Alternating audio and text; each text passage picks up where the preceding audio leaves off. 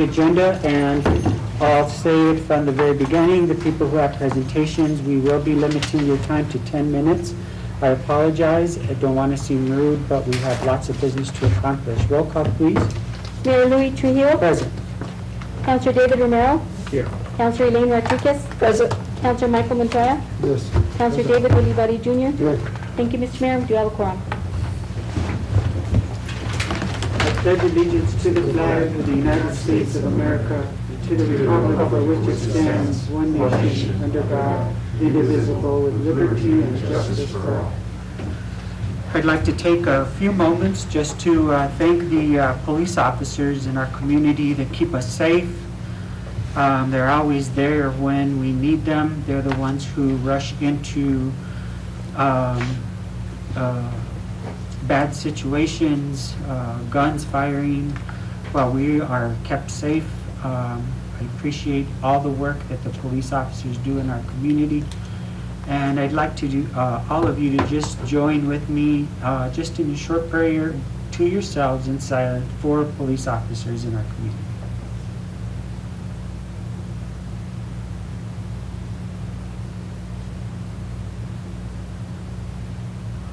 Thank you.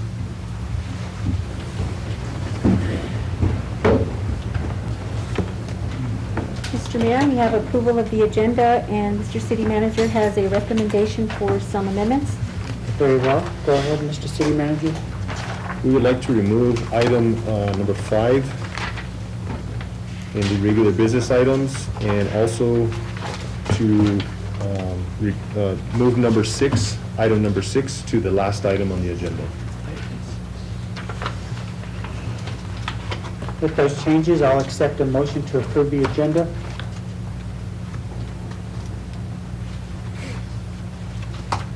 What's the pleasure of the council? Mayor, I make a motion to approve the agenda as presented by the city manager.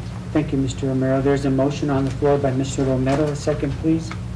Second, Mr. Mayor. Second by Mr. Olivari. Roll call, please. Councilor Montoya. Yes.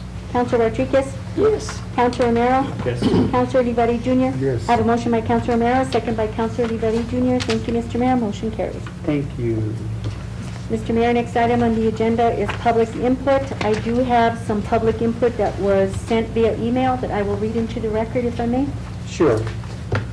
The first one I have is, Dear Ms. Frescas, many thanks to you and the City Council for the opportunity to provide input on the subject of civilian oversight of the Las Vegas Police Department. There is a saying, organizational culture eats policy for lunch. Any law enforcement agency can make great rules and policies, but if those policies conflict with the agency's culture, nothing will change. If the city has an interest in creating a new approach to public safety, it has two choices. Enact specific enabling legislation for its Police Advisory Commission that spells out their authority, or replace it with a citizen-only police review board that bypasses the LVPD's chain of command. In the interim, it has an obligation to listen to what people in this community are saying, to respect their experiences, and to handle their concerns with competence and compassion. It is common knowledge that the justice system alone cannot solve the underlying conditions that give rise to crime, but the justice system, working closely with many talented members within its community, drawing on their experience and insight, and taking into account the public's concerns without bias, hyperbole, indifference, or drama can. We need a coherent and fiscally responsible approach to public safety in Las Vegas. We're relying on you, members of the City Council, to use your authority to make that possible. In the words of Dolores Huerta, si se puede. Sincerely, Pilar Tirado Murray, Esquire. The second one is, my name is Lee Einer, and I am a commissioner on the Police Advisory Commission. This ordinance has not been presented to the Police Advisory Commission, and we have opportunity to review or offer input. So I am not speaking on behalf of the Commission, but as a concerned resident of this city. While I strongly support community oversight of the LVPD, the ordinance on tonight's agenda appears to be a bad faith attempt to marginally comply with the letter of the city charter while violating its spirit and intent. The ordinance does not provide bona fide community oversight, and in addition, it is poorly written. Look at the mission and purpose in section 18-31. The mission and purpose should not be to review the Las Vegas Police Department. That statement is sorely lacking in specificity. In fact, it doesn't even make sense. Rather, the mission and purpose of the PAC as laid out in the city charter is to review and advise the governing body regarding police policies and procedures, complaints regarding police activity that have been received by the city, and such other matters as the governing body may determine. Section 18-32 is also problematic. 1832B states that the commission may submit written recommendations to the governing body regarding proposed changes to the LVPD policies and procedures. As you surely know, problems can arise either from violating policies and procedures, or they may emanate from the policies and procedures themselves. I would anticipate that many, if not most, complaints will arise from violating policy or procedure. By restricting the commission to advise only regarding LVPD policies and procedures, the commission is effectively hamstrung and able to communicate to the governing body comments and concerns regarding individual complaints and regarding complaints arising from police misconduct rather than policy or procedure problems. It disempowers the Police Advisory Commission to such an extent, in fact, that I believe this would violate the city charter, as the charter requires the commission to advise the governing body on complaints regarding police activity that have been received by the city, and that is not limited in the charter to policy and procedural issues. Let me say it again, I strongly support full and open community oversight of the Las Vegas Police Department, but this ordinance seems calculated to actually obstruct such oversight rather than facilitate it. And lastly, Mayor, we have the third, which is from Mr. Michael Martinez. This is public input for the August 18th meeting. The use of taxpayer monies by the City Council should always be as open and transparent as possible. I assume that from time to time city employees get raises, but city residents don't ever know how much the raises were or to whom the raises went. It is very refreshing to see that the raise for the city attorney has been put on tonight's agenda. I can't think of a more open and transparent method for giving a raise to a public employee. Thank you to the City Council for taking such a bold and courageous step and keep up the good work. Many of us in the community are noticing the improvements coming from City Hall. Thank you, Mr. Mayor. That completes public input. Thank you. Next item on the agenda is Mayor's appointments, reports, and recognitions proclamations. The first is appointment of Ms. April Morrell to the Library Board. And at our last meeting, it was asked that we have some additional information in reference to Ms. Morrell. She does live at 1007 11th Street, and that falls into Ward 3, which is Councilor Rodriguez's ward. And I did find out that she was recommended by Councilor Rodriguez, and she's also serving on the museum board. Okay. Thank you, Mr. I'd like to address that. Sure. I do apologize, and I spoke to her, but it's been like, it was in May or June. She's new into our community, and she does reside in my ward, and I asked if she would be interested, so I do apologize that I couldn't remember the last time. But yes, she's, like I said, new into our community, very eager to work with commissions, to work with the city council, just refreshing. And I had about and I should have remembered, I had about an hour telephone call with her, so I do apologize for That's okay. that negligence. Anybody?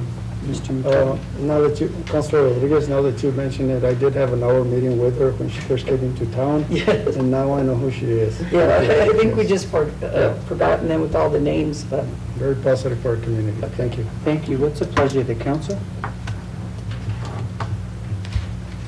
I'd like to move to appoint April Morella to the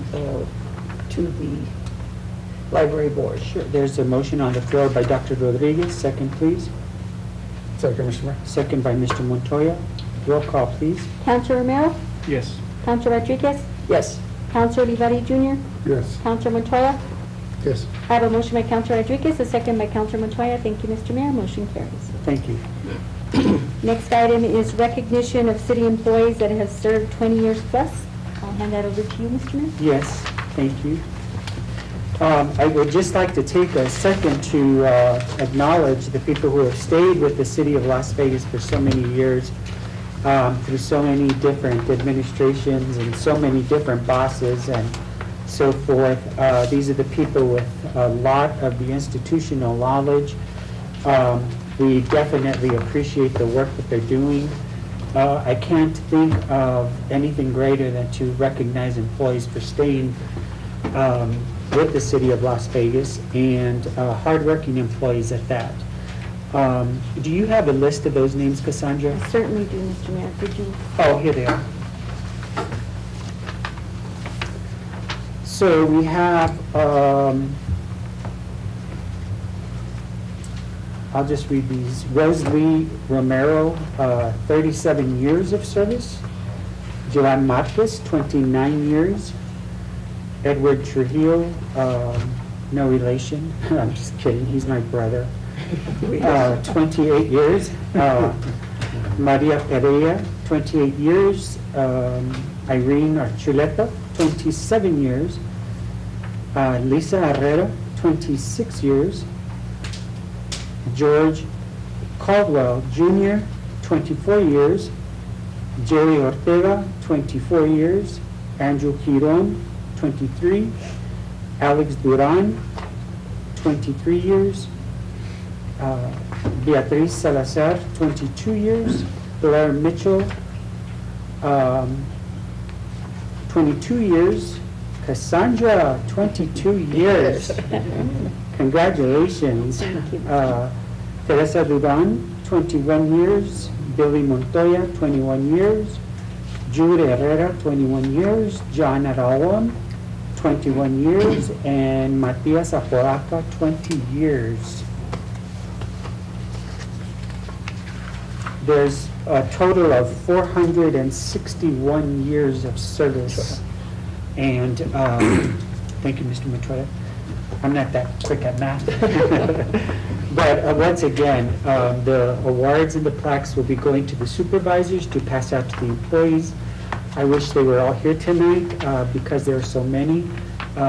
Please, supervisors, celebrate those employees in your department and have some coffee or ice cream cake or something to celebrate their years of service. And once again, thank you for all the work that you do.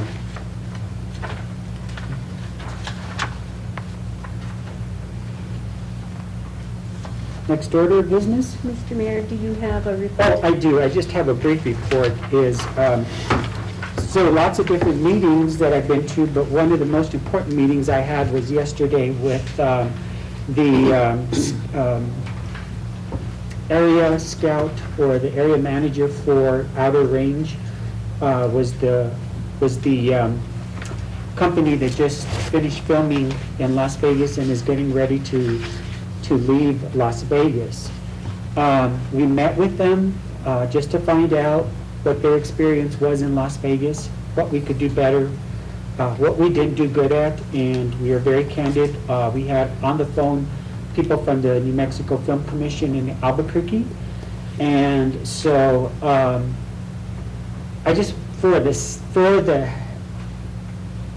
sake of just grasping the impact that this company had on our community, I was astonished when I found out in the last 8 months they've dumped up to $10 million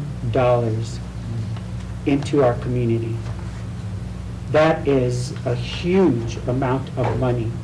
They broke it down by the different expenses and stuff. Most of it was for housing. A lot of it was for supplies, lumber, electrician, plumbers, windows, you name it, all the different services in town. Police overtime was another. Parking, they also helped with, they created a huge parking lot on the north side of the recreation center for their vehicles, and that's going to be ours to keep, and of course theirs if they are awarded a second season. So I have my fingers crossed and my toes crossed that everybody watches Outer Range on Amazon Film, so that they can come back and do business with us again. We also had to talk about the not-so-nice things that happened in Las Vegas. I'm not going to spend a whole lot of time on that, but we will organize a meeting for business community. We will organize a meeting to see how we become a better film-friendly community, what we need to do in order to, and how we need to act in order to attract film companies into our community. Gave lessons learned from that meeting yesterday. I was astonished at some of the reports of price gouging in particular by some of our local businesses. And so we're going to have that meeting relatively soon. I've already spoken to Philip Martinez from the Chamber of Commerce to help organize the meeting. We will have that meeting soon, and we are going to work on becoming a better film-friendly community. That money, $10 million, is nothing to sneeze at in our economy. They kept some of the hotels open and the motels open and throughout this COVID time, and we are ever so grateful for Outer Range. I give nothing but kudos. They were a fantastic company to work with. They were super kind and generous, and they were very, they love Las Vegas. And as you know, there's a lot of talk between producers in Hollywood. And so what we need to jump on is that we correct some of those bad things that happen in our community, and that the producers don't necessarily want. I hope they don't talk about some of these things that movie production faced here in Las Vegas. So that was an eye-opening experience for me to listen on the phone. Along with that meeting was Chuck Griego and Mr. Leo Maestas, and we had people from the film office, and then of course Dennis, I can't remember his last name, from Outer Range. So it was eye-opening, very educational, but we will move forward to be a friendlier community to anybody that comes to Las Vegas, in particularly film companies. So the other meeting we had was at the police department yesterday, where the chief met with the staff and sort of highlighted what his tenure as chief was going to look like, his expectations for the police department. I'm very excited about the new police department. I'm very energized. We will be doing, on the last week of August, we'll be doing Walk of the Block with the police departments, where each of the council members will be walking a portion or a street or a block with the police officers, sort of a re-entry into the community policing concepts. So getting police out of their cars and talking to people and so forth. We plan to do, this is the first one. We'll reevaluate it after it's completed and see how we move forward with this. But there's a big push around community policing and getting police officers to know people and talk to them. Other than that, I'll move on with the agenda because we have a lengthy agenda. Can you stand for questions? Yeah. Can you speak a little bit to, of that 10 million, what actually comes back to the city? Because I think a lot of residents are under the impression that the city of Las Vegas gets a lot of that money. Mm-hmm. But what you're speaking to is kind of indirect money. The indirects go to businesses. What of that percentage actually comes to the city? Well, it's all the gross receipts tax. Okay. Of anything that they spent here, including hotel rooms and housing. That's not including the lodger's tax that they paid during all this time. So those are tangible funds that the city can count on. So when they say they don't leave anything behind, they absolutely leave a lot behind. Gross receipts tax for one, the lodger's tax for the other, and the benefits of all the businesses that serve them. Restaurants, lumber companies, you name it, plumbers, electricians, roofers, carpenters, that took advantage of, well, that worked with the companies, with the production company, but there's a big return to the city of Las Vegas. Okay.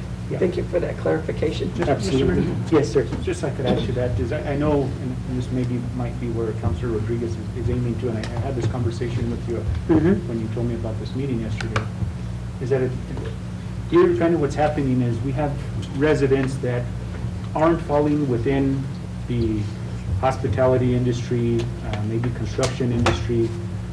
They're going to, they drive through some of these areas that are being filmed, and they're the ones that are saying, well, how are we benefiting? And it's like I mentioned to you, I think, with some of these funds, we need to really look at the permitting fees, and I think we had those conversations with Chuck, because at the end of the day, I think the rest of the residents are claiming now, well, you have all this filming going on, and yeah, business individuals are enjoying Yeah. the investment into it, but our roads still look the same.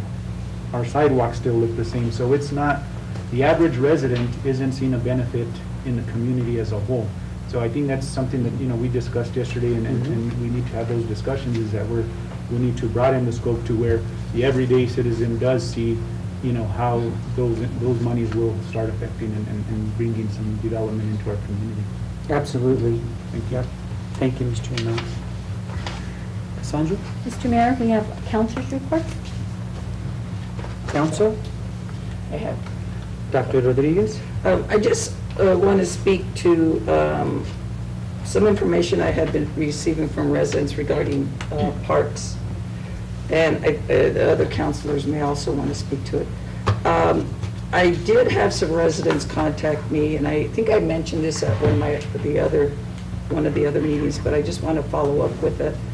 I was contacted by some residents in my ward regarding basketball courts, because the basketball courts at the Paul Henry Elementary School had been really utilized by residents in my ward.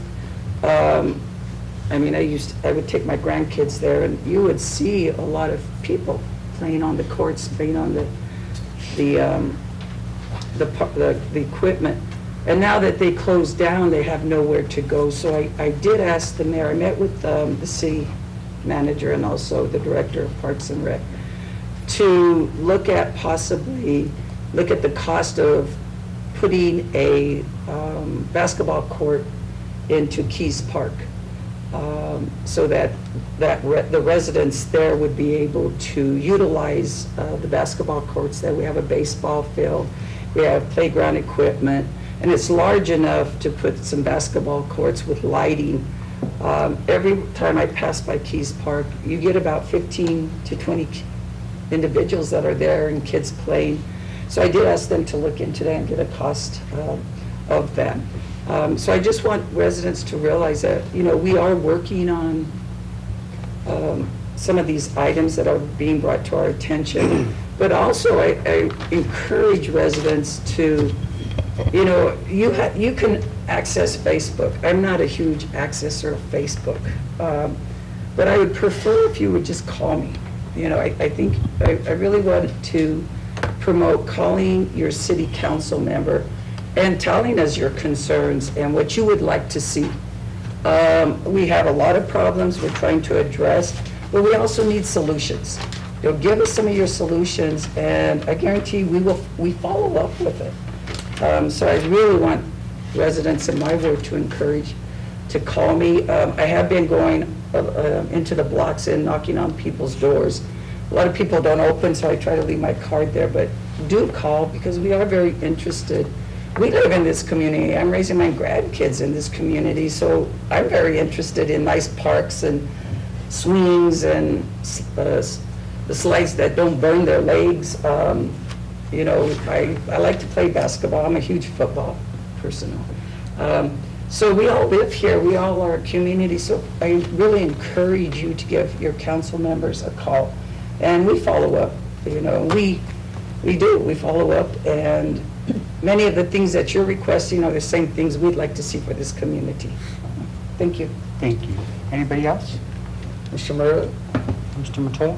yeah, I'd just like to note that I've met with the city manager quite a few times in the last 2 weeks, and to address issues about the weed out of control problem that we have.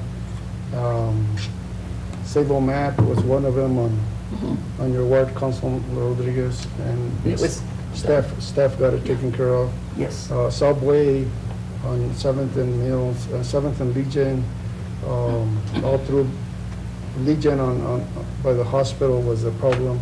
We still have a lot of residents that are not complying with the 6-inch weed ordinance, and I know, Louis, that I prayed, or Mr. Mayor, that I prayed for rain, and the weeds come along with it. But the thing is, it did come up on everybody's, it sneaked up on everybody's backyard or front yards. But we still got to take care of it, we still got to deal with it. The new ambulance service that we got, it's, their yard is terrible. It is. And somebody, I don't know if they're renting there or what, but they need to take care of those issues. And still, we have some businesses that are complying and are doing everything they can to cut down on the weeds. The city staff is doing the same thing with the city properties, city buildings and parks and so forth. And everybody's trying to do as best they can, but we still have some places that are not in compliance. So, but I want to thank our city manager and staff for different departments for addressing those concerns. Thank you. Can I follow up with, I also want to just follow up with that, because I did go by Sable Man, they did clean that up. But it's also ALSUP, and I did inform the city manager that ALSUP is not taken, and their weeds they're like, 6, 7, 8 feet high. So I did ask, what is our turnaround time? That's my concern. I know the mayor had brought that up at one of our last meetings, to give them a 10-day turnaround time, and then we sent a crew out, cut it, and bill. And I just wanted to verify that that's our turnaround time. But also, hasn't really, I know some of the businesses, Well, in that's defense, the main concern. Madam Councilor Rodriguez, in defense of staff, I see on the manager's report today, we do have another code enforcement officer Okay. that should be out on the field to take care of those issues in a quicker response time. And I've also asked that the ordinance be studied and analyzed and brought back to council. And if we have to add some more teeth to that ordinance, we will. Okay, great. Absolutely. And I tell you, Mr. Mayor, housing, it looks terrible too, and that's already been reported to staff and all that, but apparently they're suffering from short staffing also, so it's like a no-win situation on this, against the weeds problem. Mr. Ulibarri? Mr. Mayor, I just want to thank all the construction people, the city, all our employees, for King Street and National, West National. I'm very happy they finally got it done. It still needs a little bit of touch-up. They need to go back and do some touch-ups on the streets. But this has been going on. I've been there 65 years, and it's beautiful.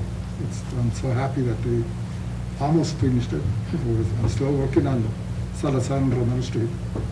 But I want to thank everybody who's involved, and the residents around there are very happy. It looks really nice. You guys have a chance to go and take a look at it, go by. It's one of the streets that's been neglected for a lot of years. Thank everybody for doing what they do. Thank you, Mr. Ulibarri. Anybody else? Mr. Mayor, Mr. Romero?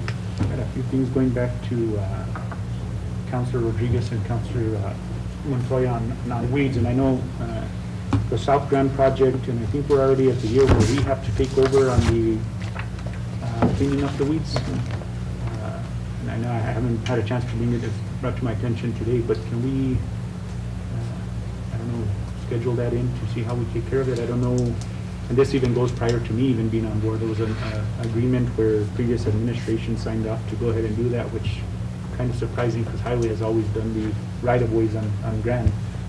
But we have that issue, and then going back to cannabis, I know I did have a chance to talk with Scott. He's been in contact with the county and he's working on something. So thank you, Scott. I know that's been a concern, around the whole state. And every time you turn on the news, there's one community that's having a meeting on that. And so I'm glad to hear that, you're working with the county, and we're going to try to work on something together that we don't have our own rules and they have theirs, and we kind of conflict, especially in the ETZ zone where that's going to be the biggie, who controls that, so thank you. I did want to kind of bring attention, and I don't know if Bill Hendrickson could answer this question, is I guess we had an extraction, there's a business that opened, and I don't know how we allowed this to happen, a business that does CBD or cannabis extraction next to Johnny's Mexican Kitchen, and how did that go through if we don't have an ordinance in place? I'm not aware of it being extraction, so I'd have to look into that. What are you aware of it on that?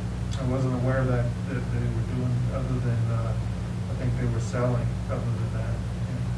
There was word that extraction was involved in it, and my next point to that is, when we're doing this, is fire involved in this?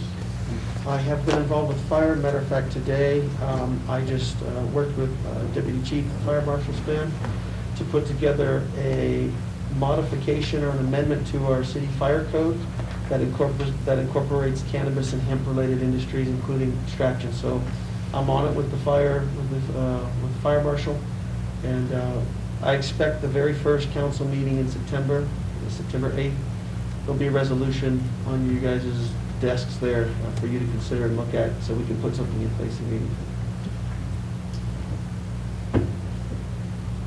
Thank you. Next order of business? Mr. Mayor, we have our police chief's report. Police chief Sullivan.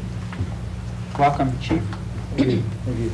So the monthly report for August, which is for July 2021, we have 1,521 calls for service, 2 burglaries, 15 non-traffic citations, 151 traffic citations, and as far as the street crimes unit and evidence section, 339 prescription pills, 11 pills of fentanyl, 3 grams of marijuana, 6.5 grams of meth, 28.4 grams of heroin, 2.5 grams of cocaine, 30 strips of Suboxone, $335 seized, along with four firearms seized. And as far as training and recruiting, 2 police officers have attended the New Mexico Law Enforcement Academy as of July 26th. And as of July 21st, the lieutenant testing process began for the 2 vacancies. The last is the oral interview, and that is to be determined on a different date. So as the month of July, no new hires for the month. And recruiting, interviews for the CSA, which was the community service aide, animal control, and the supervisor were conducted on July 6th. Very well. Thank you, sir. Question. Chief, how many vacant positions do you have? Right now, we have, for the police officers? Or- Vacant positions in your department? So, for police officers, I believe we have 10, and for the CSA, we have 2. And is the firing range under your jurisdiction, or is it under somebody else's? The firing range? Yes, That's under someone else, state police's and sheriff's office jurisdiction. but that's a city property, city Right. firing range. Right. And you're saying that they're in charge of it? They respond to calls out there. No, but I'm talking about maintaining it, or letting people in there, or Oh, yes. cleaning it and stuff like that. Whose department does it fall under? Police department. Yeah, it falls under us. Okay. And is that under lock and key now? Yes. Yes? Okay, so if somebody needs to go shoot out there from the public, they call the police department, and you send an officer, or you go with them, or you give them the key, or? They schedule a meeting in the front. They come in, they schedule a meeting, a date. They call 20 to 30 minutes before, an officer with the key will meet them out there and unlock the gate for them. Oh, okay. All right. Thank you. Thank you. Next order of business, Cassandra? Mr. Mayor, City Manager's Report. If You have I could Mr. add to Maestas? his, I just, there was, just for the record, is that yesterday the mayor did mention that we did meet with the police department. You had your meeting with them, and, there was, I stuck around till the end, and it was, I'm glad that there was some open communication. There was some things that were very surprising to me, and, I did mention to the city manager, I think the IT is one of the big issues that we need to address. We have this new equipment, these tracks, computer systems, but yet the internet and everything isn't working. I think, we can't continue to, buy equipment and not, make it fully functional. And I think that's where we kind of dropped the ball, and we need to make sure and make that a priority, because, it's amazing, I didn't realize after sitting in that meeting what some of those officers deal with and how long they take in booking, and a lot of issues that now kind of opened my eyes as to when we only have, 4 officers or 3 officers in the day, where one could be in booking, in there for 2 hours, and it makes your guys' jobs harder. So thank you for, and I don't know if it had been done in the past, but I've never invited something like that, but, you were, those were some issues that I think that I needed to hear in order for us to push some of these things through, because we know that, you get occupied, city manager gets occupied, but when it comes from council, I think sometimes some of these issues are addressed a lot faster. So thank you, Chief. Yes, sir. Thank you. Next order of business, Cassandra? Mr. Mayor, City Manager's Report. We have Mr. Maestas. Thank you. Mr. Maestas, welcome. Thank you. Good evening, councilors and mayor. I'd first like to welcome our 10 new city employees to the City of Las Vegas family. I'm going to name off their names real quick. I guess they weren't able to join us tonight, but the first would be Mr. Kenneth Pacheco in the Solid Waste Department, Michael Varela in Water Department, Miss Alexandria Miera in the Utilities Department, Reina Rodriguez, Utilities Department, Ebony Coca, Recreation Center, Savannah Montoya, Recreation Center, Monique Navarez, Recreation Center, Hope Sandoval, Recreation Center, Connor Ortega, the library, and Manuel Valdez in community development. So we welcome them to our family here in the city of Las Vegas. We have a lot of other open positions posted on our website, so feel free, the public, to apply for some of those positions. Moving on to the Plaza project.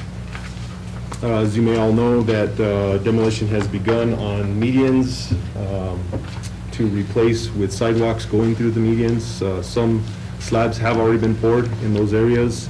Also, excavation of the old water line that runs east to west along Bridge Street has begun as well. You see some road closures. We have some rerouting through the area. There'll always be access to any of the businesses in the area during the working schedule. Moving on to, we have a project on King Street that one of the councilmen just mentioned. There is it is completed, but there is a few things that need to be touched up on that project. Moving into our water department, we have gone down from water restriction stage 4 to stage 3. The biggest portion of that you're allowed to do now is water your vegetation or landscaping. Moving on to Gainas River Park, our streets department is currently installing 14 of the solar lights that were purchased. You can see it there in your pictures. It really lights up the area. The time the picture was taken, there was only 4 of the headlights that were installed at that time. By the end of the week, all 14 will be on and operational between Bridge Street going south to Prince Street. Also, community development is in the process of purchasing or a process of procuring quotes on the remaining 37 lights that will be purchased. Will be installed going north of Bridge Street to Mills Avenue. Also, moving into the farmers market building, we did secure a contractor to start doing the re-roofing on that building. That is scheduled in about 2 weeks. Materials have been ordered. They'll be coming in next week, and the following week they'll start with the reinstallation of the roof on the farmers building. There was some savings on that, so we're looking at what other improvements we can do with the remaining monies that we have. Also, moving on to our billboards and through our community development. I believe there's an attachment there that shows the billboard that's currently up. There's 7 of those billboards. I believe 2 are on 520, or one's on 528, one on I-25. Those are private billboards on private property. Lamar has 3 billboards up, again with the same image on them, and 2 on I-40, in the I-40 corridor. Very nice. We'd also like to welcome 10 new businesses to the city of Las Vegas. Attached there is a list of those new businesses.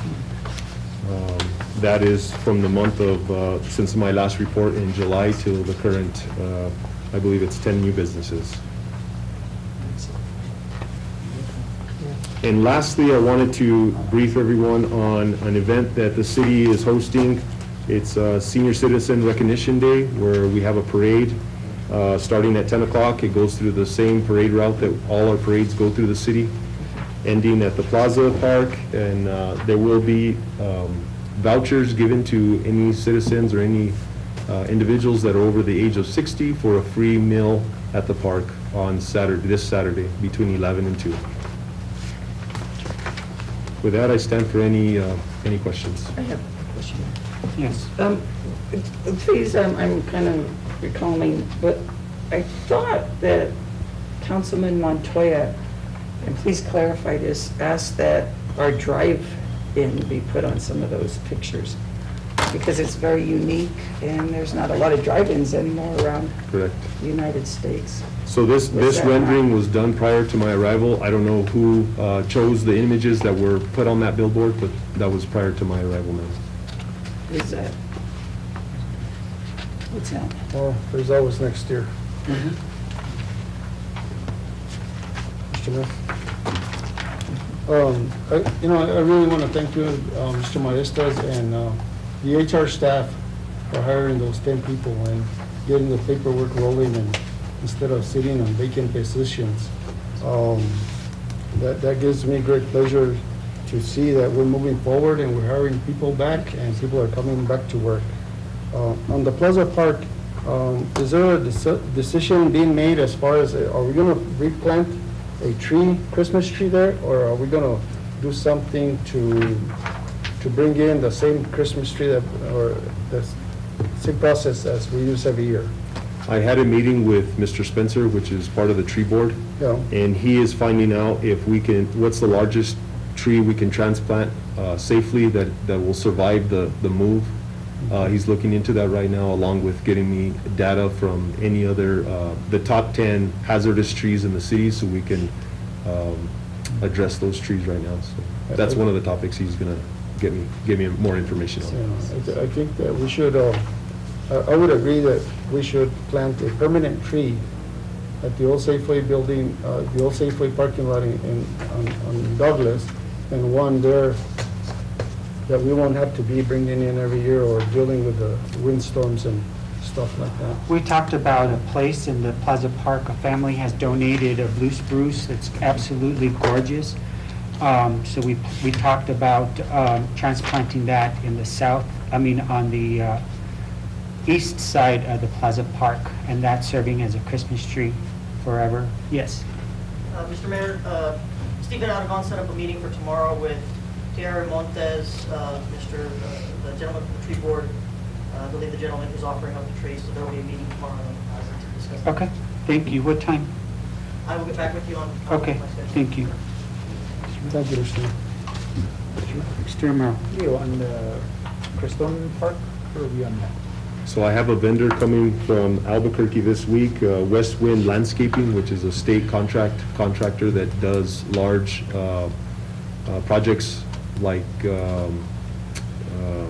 United, New Mexico United soccer field, UNM's UNM's football field. So they're meeting with us next week to go over the project, along with giving us a quote to move or try to relocate some of the pieces of equipment that were donated by the school district. Thank you. And then I just also want to, thank you, Leo, for all that you've done. I know that I was told that in the roofing project, you you checked into that and you're able to find, get some savings there, so that's, that says a lot in how you just don't accept, whatever quotes come in, and you're always looking for the best interest of the city and try to spend our, money wisely, so thank you. Yes, sir. Thank you. Next, go ahead. Were you able to get the cost down on removing that playground equipment and then transferring it to, because I think at one time it was at 70,000 and you were working to get that cost down. Yes, ma'am. So you have to be a certified contractor to remove playground equipment. And there's only one individual here in town that gave us that quote, around $75,000. So we're trying to get something comparable, so we have something apples to apples to compare it to. Okay. Thank you, Leo, for following up with that. Yes, ma'am. Thank you. Next order of business, please. Mr. Mayor, Thank our you. finance report, we have our finance director, Jesus Vaquera. Welcome, Mr. Vaquera. Mayor, council, this report is for the month of July. It's the first month of the fiscal year. On the general fund, you've got your revenues at 8%, your expenditures at 7%, with a deficit of $2,688. Your enterprise fund, you got revenues at 7%, expenditures at 4%, with a surplus of $416,783. Your recreation department has revenues at 5%, expenditures at 3%, with a surplus of $23,049. And your lodger tax has revenues at 12%, expenditures at 1%, with a surplus of $50,515. Thank you. Is there anything in the report that you need to make us aware of, Mr. Vaquera? No, sir, it's first month of the fiscal year. Okay. Thank you. Go ahead, Mr. Montoya. Mr. Vaqueras, Yes, sir. on this deficit, why are we on a deficit there? Just recording of the revenues for the first month. It's a timing issue. Okay. And also, Mr. Vaqueras, can you explain to Mayor and Council on how we're investing our money and when the cities are up to date? Our CD matured August 13th, and we were doing some research for getting better rates locally. I talked to Community First. I'm waiting on the president there to send us an email with the rate that they're willing to offer us. It's on hold till I get that email. And what's that CD amount? It's a $5,000 CD, and the last time we renewed it, it was at 0.17. Southwest offered to renew it now at 0.07. So we're getting quotes from other local banks. Thank you. Thank you, Mr. Vaquera. I appreciate you being here. Thank you. Next order of business, please. Mr. Mayor, presentations not to exceed 10 to 15 minutes per person. Our first presentation is by Animal Welfare Coalition. Chairman Marshall Poole reporting on the challenges during COVID to include animal welfare issues and EWC's free spay, neuter, and other programs. Welcome, Marshall. Thank you, Mayor Trujillo, councilors, city manager Maestas, and Chief Salazar. Thank you for having us here to present tonight. My name is Marshall Poole. I live here in Las Vegas, and I'm currently board chair of the Animal Welfare Coalition of Northeastern New Mexico. As most of you know, the Animal Welfare Coalition has contracts with the city and with the county to operate the AWC Pet Center in the city-owned animal shelter next door to us. The AWC is also licensed by the New Mexico Board of Veterinary Medicine to operate a shelter in the state. And we want to brief you on some of the impacts that COVID-19 has had on our shelter operations and let you know about some of our services for county and city citizens. For most of last year and the beginning of this year, our shelter operations continued, but access had to be by appointment or calling us when somebody was at the gate. We now have a walk-up window, so our front and handicap gates are now open Tuesday through Saturday beginning at 10 a.m. Our shelter staff arrive by 7 a.m. and begin feeding and watering the animals as well as cleaning and disinfecting all of the kennels and other animal areas. Our shelter staff are really frontline workers and have had to continue despite COVID restrictions. Because we are licensed by the veterinary board, we follow their sheltering standards. And those standards include infection control, vaccinations, intake procedures, etc. We have isolation wards for both cats and for dogs who are under observation or under treatment for disease.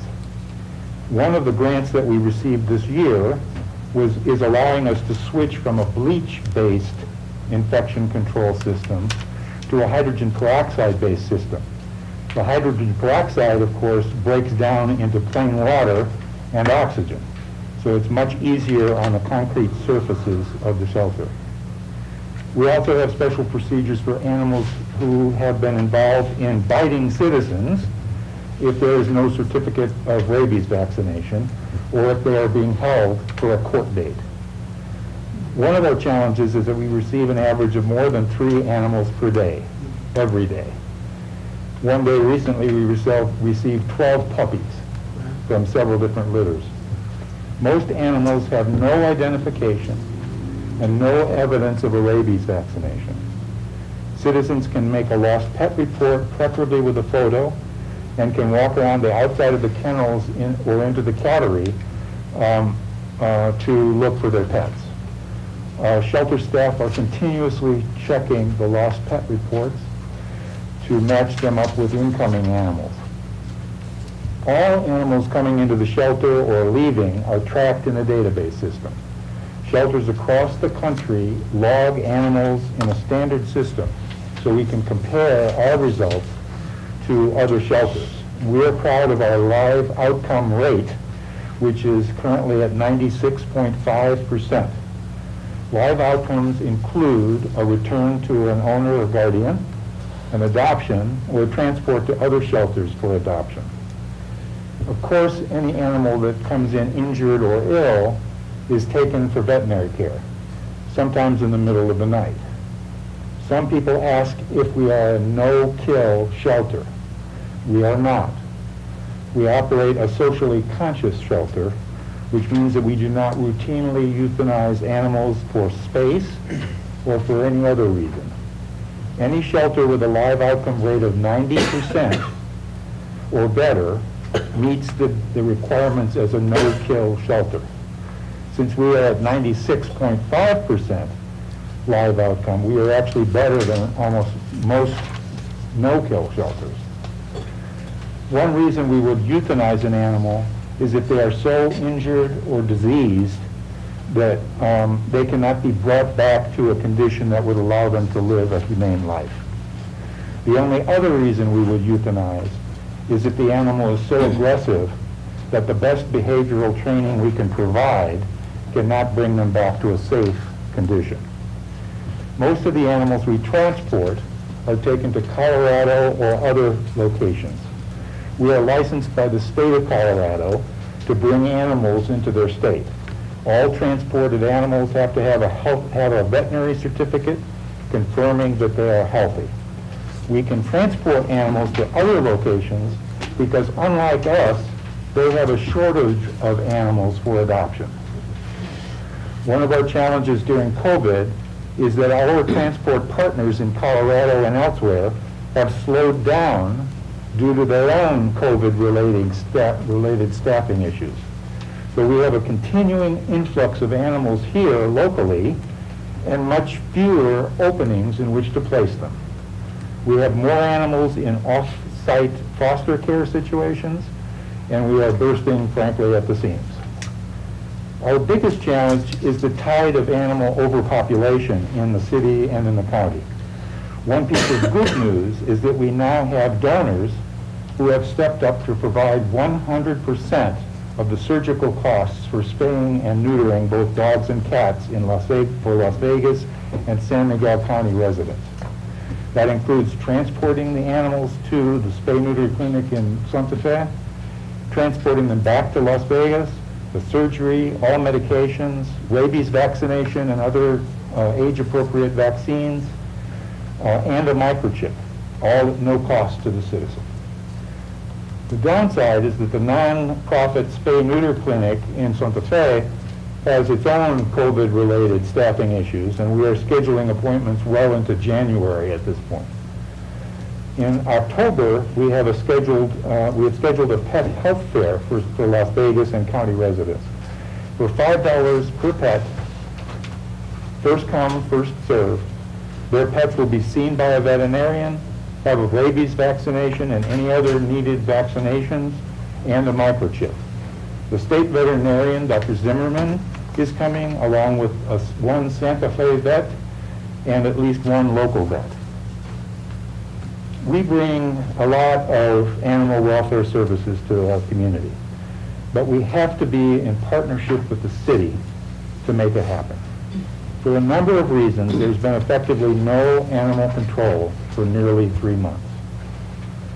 We've been called to do what we can, but the terms of our liability insurance prevent us from sending our staff out on what are essentially police calls.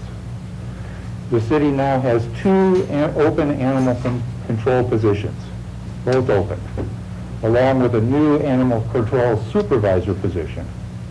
None of these positions is currently filled, despite having qualified applicants.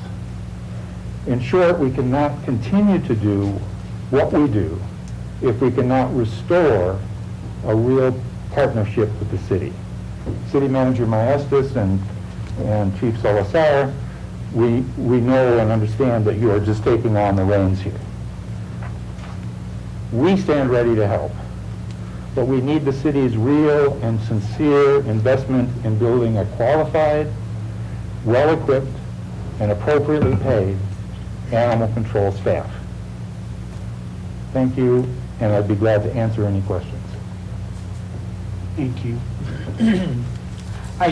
There's no question, I just have a comment. You guys do a phenomenal job for our community. I don't know what we would do without your organization, quite frankly. Thank you. I'm still going to bring a doggy home. I made my first trip to the pound the other day, and I wanted to bring him all home, but I cannot. But I will be adopting a dog soon. So, but thank you. It's not a question. It's just praise to your group. Thank you so much. Mr. Montoya. Mr. City Manager, so not too long ago, we had a full staff. What happened to the staff that we had? I believe one of the animal control officers went to be a CSA officer, and we didn't have any others at the time. Maybe Mr. Hendrickson could allude to what happened to the other positions. And so we only have one individual now?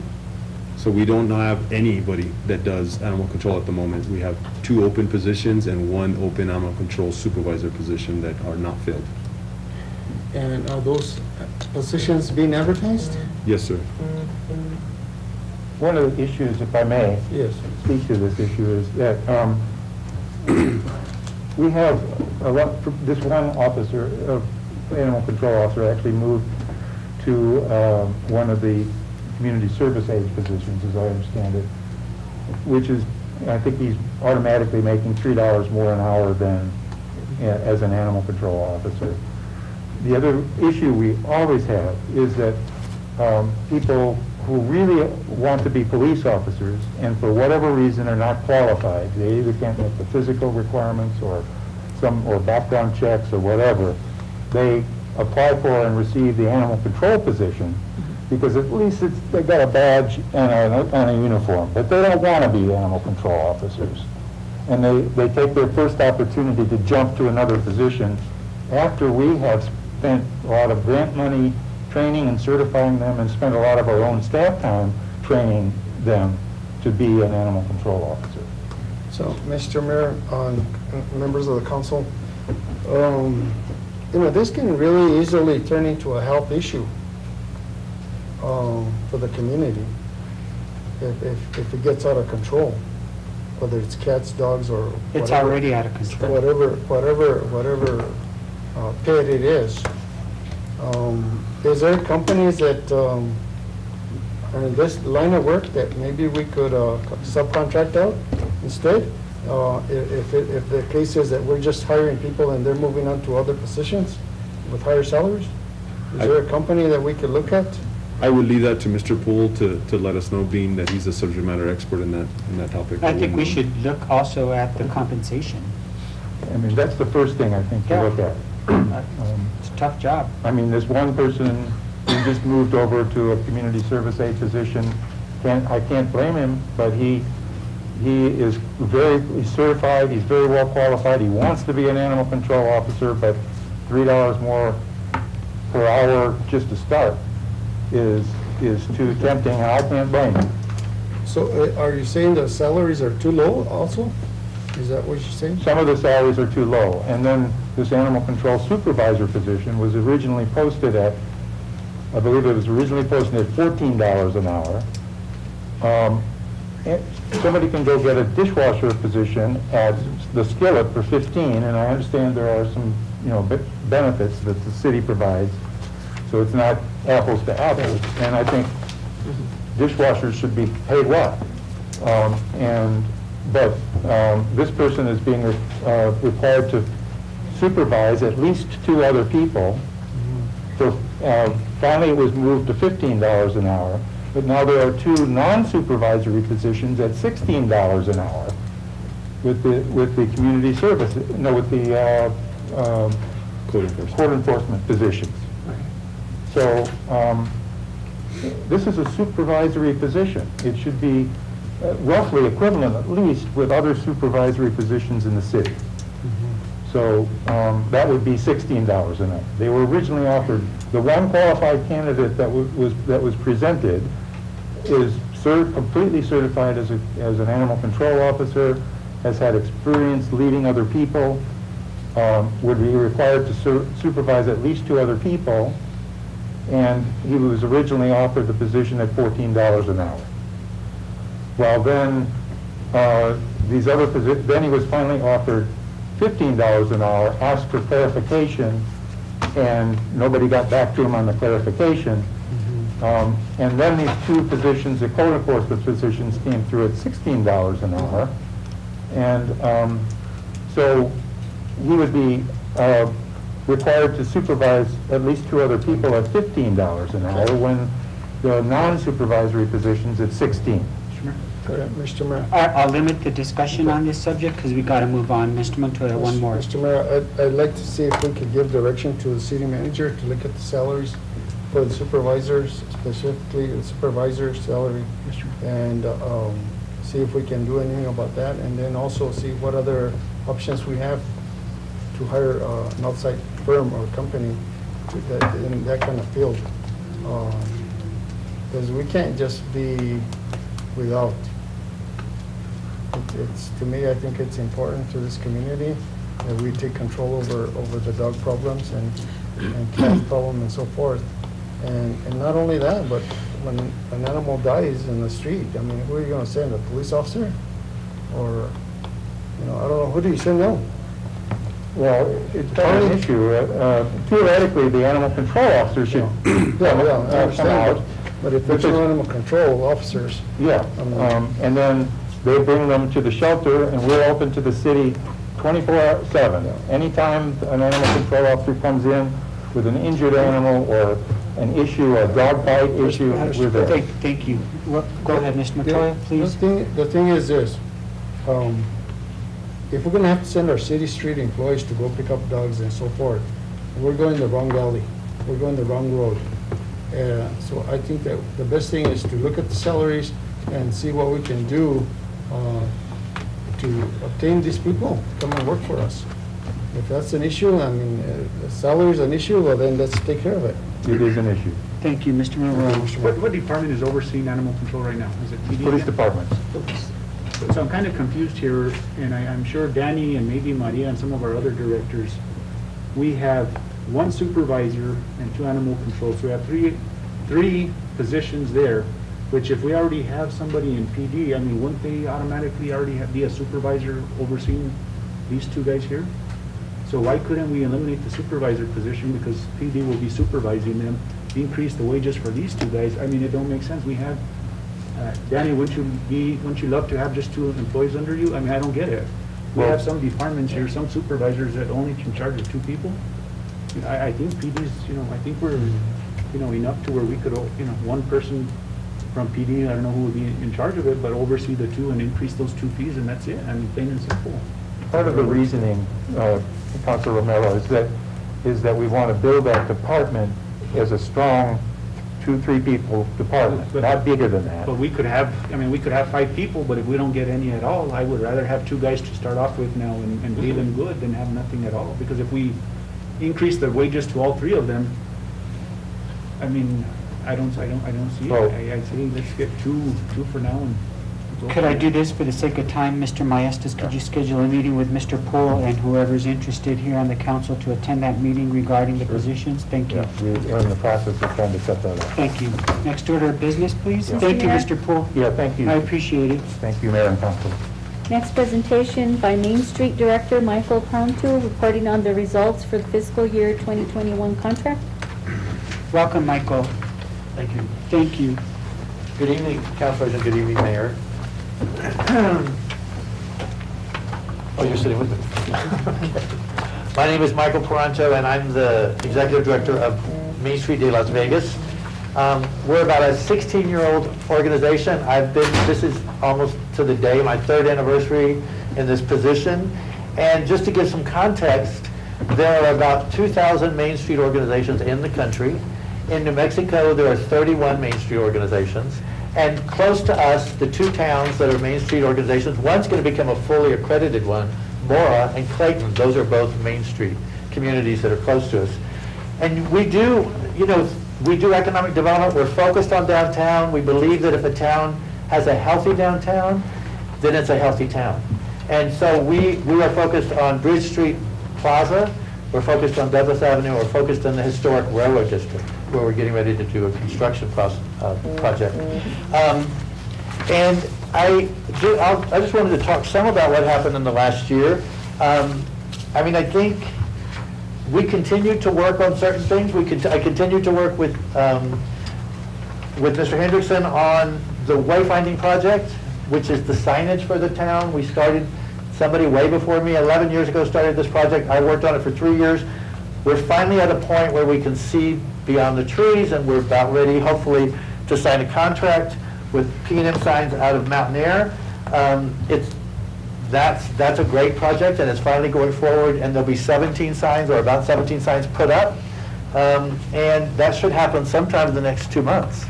They're hoping to do that at the end of September. So that's a great end to that story. I mean, it's going to happen over the next 2 months. The other project that we're working on that's a big project is our Great Blocks project. And in 2017, 18, and 19, we raised a total of $620,000, including money, $70,000 for construction-ready documents to start this project, phase 1 and 2 of this renovation project in the railroad district. So we're in the process of trying to find somebody.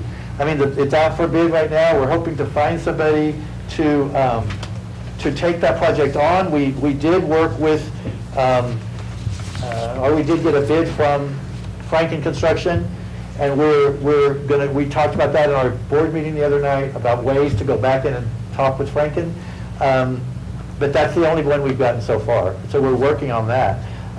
And then the other things that I continue to work on, or that I'm working on, we started some new projects this year. We started a community garden in the railroad district at the corner of Douglas and Railroad, and that project is moving forward. We also I'm working, and Main Street's working closely with the Citizens Committee for Historic Preservation and the city on a big celebration for the 200th anniversary of the Santa Fe Trail. So we're working on that with CCHP especially. We did project last year. We worked on a gazebo project where one thing that we get to do through Main Street is we get to bring in specialists. And every year, because we've been bringing in a lot of specialists, so we brought in an architect to work with us and do condition reports on the gazebos. The value of what we got last year in terms of the services that we requested was $69,000. So that's sort of an amazing thing. We needed an architect to do condition reports on the gazebos. We got an architect. We needed somebody to come talk to us about affordable housing and real estate issues. And we had Ria Cerna come from Taos, who's another. We get all of these through New Mexico Main Street. So we're continuing to have a discussion about the housing issue. There is no housing here right now. There are no houses for sale. There's no affordable housing. And we had a really great meeting with this woman who came, and we need to do some follow-up on that. So we're scheduling another meeting for her to come back. But her services are free. All of these things are free that we get. And then they put a valuation on it at the end of the year, which was $69,000. We continue to, we're working on the housing project, we're working on the bicentennial, we did something this year called Project LEAP, where we got an $8,500 grant to do tech upgrades for the small businesses in our 3 districts. We also, last year, during COVID, and I think everybody knows this, but we did Cash Mob, and we raised over $85,000 for small businesses in our 3 districts. We also got a grant at that same time where we from our community foundation, the Santa Fe Community Foundation, and P&M, the P&M Foundation, we raised about $16,000, and we gave that out in $150 grants for groceries or whatever to families. So that went out to 100 families. So we did that during COVID. I have these packets which have sort of everything and all the financial. I think it was Councilman Montoya that asked for financial reports. So I have the reports in these packets, and I guess I just wanted to say, so since I've been in my position, the amount of money that's been raised is right at $1 million for projects in this town. From the murals, the murals that we bought that were on Bridge Street to save and give to the city, the mosaic wall, the community garden, the emergency money, Cash Mob. We got a USDA grant recently for $102,000 that's going to 6 new businesses. And then we've raised other money, and then before that we raised $620,000 for capital outlay. So I just want to make sure that people understand why we're here and what we do and how our partnership works with the city. Because we work closely with the city. I work closely with Bill on several of our projects, and we work with sort of all the other organizations in town also. So I don't know if people have questions or. I have a comment, and it's similar to our last guest. Thank you for all your work that you all do. I think it's very important. I remember when Main Street started back 20 years ago or 16 years ago. I think we were on council then, and it really made a big difference to have Main Street here. And in fact, we credit Main Street for the refurbishing of the fire station. That was a great project. That was a great. It started out as a facade squad, so they painted it what it could look like, and then we helped raise about $550,000 to do that, which was that was my predecessor. But thank you so much for all your work. I really appreciate all the work Main Street does. Thank you. Yeah. Dr. Rodriguez? I too appreciate over $1 million raised by your organization is very impressive. Can you answer a question for me? You said there was $102,000 grant to 6 businesses. What 6 businesses participated in that and received a grant? I want to hand these out while we're talking. Okay. That way everything's in here. But What's that? there's one for Mr. Myers. So the 6 businesses were the Prairie Hill Cafe, a new restaurant that's opening up in Ludy's on South Pacific called El Tiendita. El Tiendita, I'm forgetting the name. It's a barbecue. So it's Toby Sanchez's project. He's opening a restaurant and a little shop in the old Ludy's on South Pacific. There's a glass crushing project that's opening up. There is we're doing a food truck park in the Valencia Street parking lot, so we're putting in hookups so the food trucks can be there all the time, or when special events happen. There is, what else? There's money that's going to go towards the Unity Orchard on the Riverwalk, and there is one other project. I have them here, but, so the idea of that grant is a rural development grant, and the grant is for job creation mainly, and we were approached by USDA to apply for the grant, and so we talked to people and came up with projects. This next year, we want people to apply again, so we're doing a workshop, a USDA grant writing workshop, so that other people can apply for the grant. We had, I think, 3 weeks to put together that package, and it's a pretty complicated package. But, so if you look through here, I think where I have it. The 6 projects are in there. It's $102,000 total. Doesn't have to be matched, and it's a reimbursement. It's a complicated grant, and it's a big thing for Main Street to take on because it's a reimbursement grant. So, you know, we decided to do it just to start the process. There's been no grants from Las Vegas in years, and USDA wanted to see money go to northeastern New Mexico. So their whole point with that first grant was we started the process again. They want us to come in and apply this coming year. So they're going to be at the workshop. USDA is going to be at the workshop. Thank you. Next question, anybody? Thank you. Go ahead, Mr. Romero. A few places to start. So you're here to talk about last year's funding, right? That you did last year for the 30,000. Yeah, but our years are different. So for us, we're in the middle of our year, and we're in the middle of your year, and we're at the end of your middle of our year and the Well, you just beginning completed of your this year. past year. Right. This past funding. So our years cross over.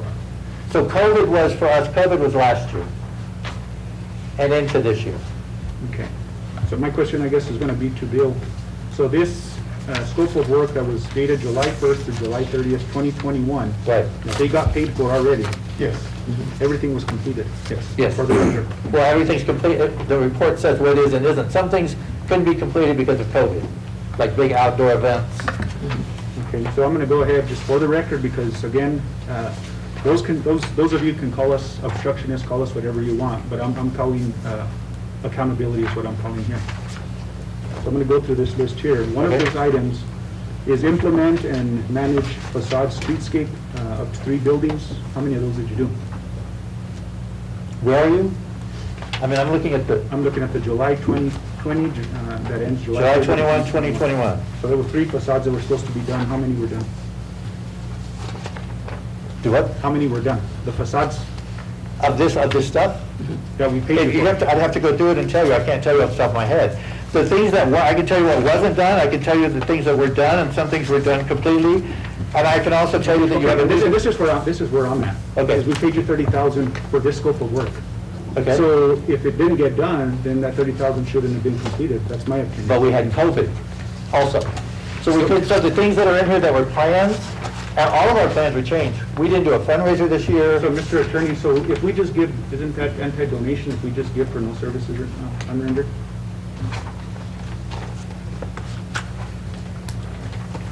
I can't hear what you're saying. It's asking about whether it violates the New Mexico Constitution.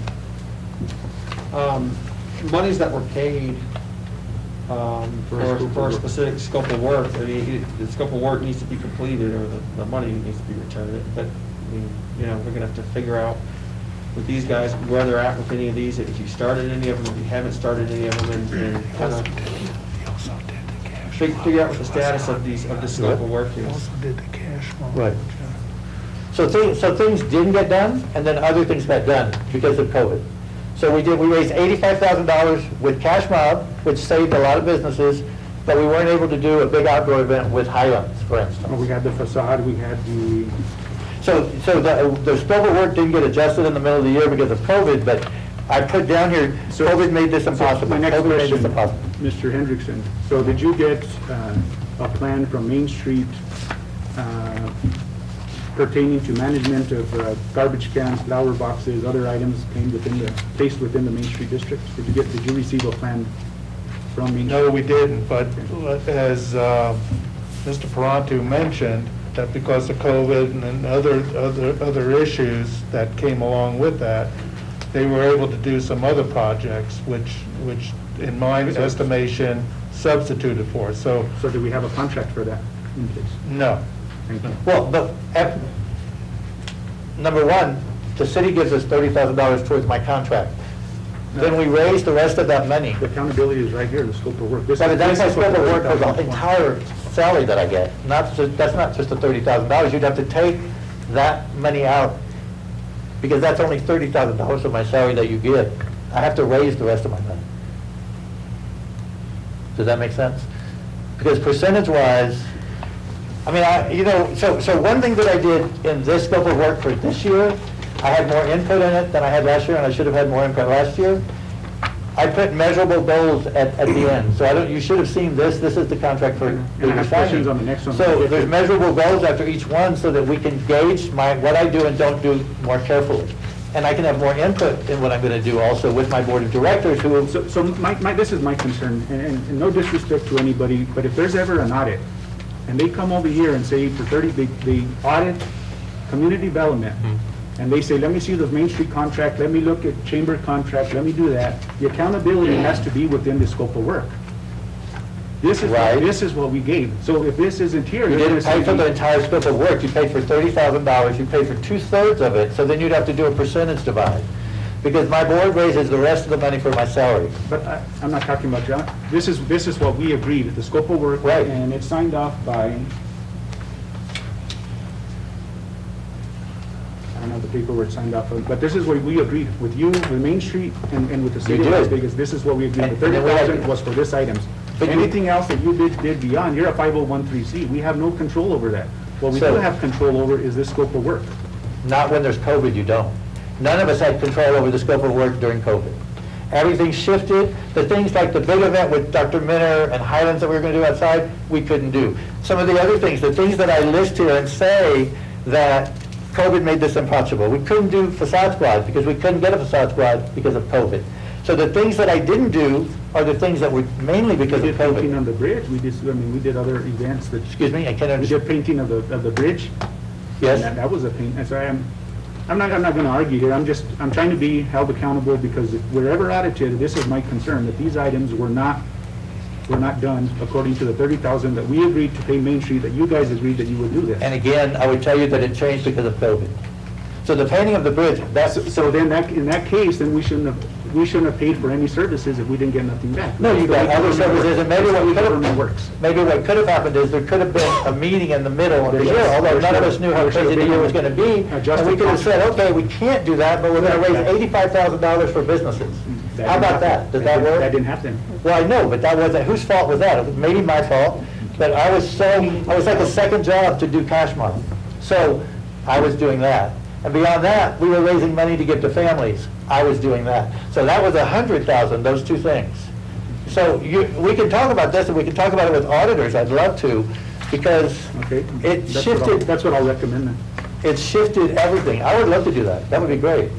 Okay, going to the next part that I had is, I went ahead and reviewed your bylaws. And in your bylaws, it says that your board would have 15 members, but I did see the minutes, and I'm only seeing about 5 or 6 members participating in your meetings. I sent the minutes to Mr. Maestas. I saw them. All right. Well, we have to have a quorum, so if we were doing Zoom meetings, and we had great attendance for our meetings. We only have between 9 and 11 board members. Okay. So I don't know what you're saying. Your bylaws say a minimum of 15. No, bylaws don't. I mean, if the bylaws say that, then the bylaws need to be changed. Somebody has to be on top of it, not me. I'm the board. So I'll read this, your bylaws here. It says, the executive director shall manage the business of this organization. The board of directors, consisting of a minimum of 15 members, shall provide guidance and direction. All directors appointed shall be a resident of the state of New Mexico and a citizen of the United States. Okay, I'd have to look at our bylaws to see if those are current. And I think you and I had a meeting where you brought up some stuff about the bylaws, and I looked at the bylaws, and as far as I know, the bylaws we have now are correct. So I can get you those and show them These to are the you. ones you gave me? I don't think those are the ones I gave you, because I got this we've email. never had, I came in, there's never been 15 board members since the organization That's the email started. from you. So, what I'd like not to have is a hostile attitude. I mean, if you're coming in suspicious, Well, I'd rather you ask me direct I'd questions appreciate about that it. same respect. Excuse me? I'd appreciate that same respect, not only here, but also in the community. I have respect in the community. And if you have a question, just ask me a question. If there was a mistake with our bylaws, and that was before my time, there's never been 15 board members. So then we need to correct the bylaws. But there's no ill intent on our part,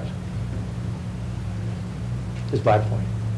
My point is, I don't think that the accountability has been there. I think a check has been given out, and that's my opinion. And I'll leave it at that. Okay? Mr. Montoya. I want to limit this discussion as well, so please be as succinct as possible. Well, if you guys don't want the support, we'll limit everything. But this is the deal with me.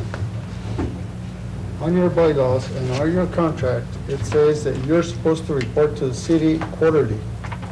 I don't Okay. think we've ever seen a quarterly report. This report that you're showing us for 2020 and 2021, we just received it, you just gave it to us now.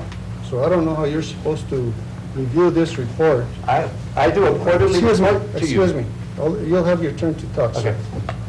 But we have not received any quarterly reports as per the contract.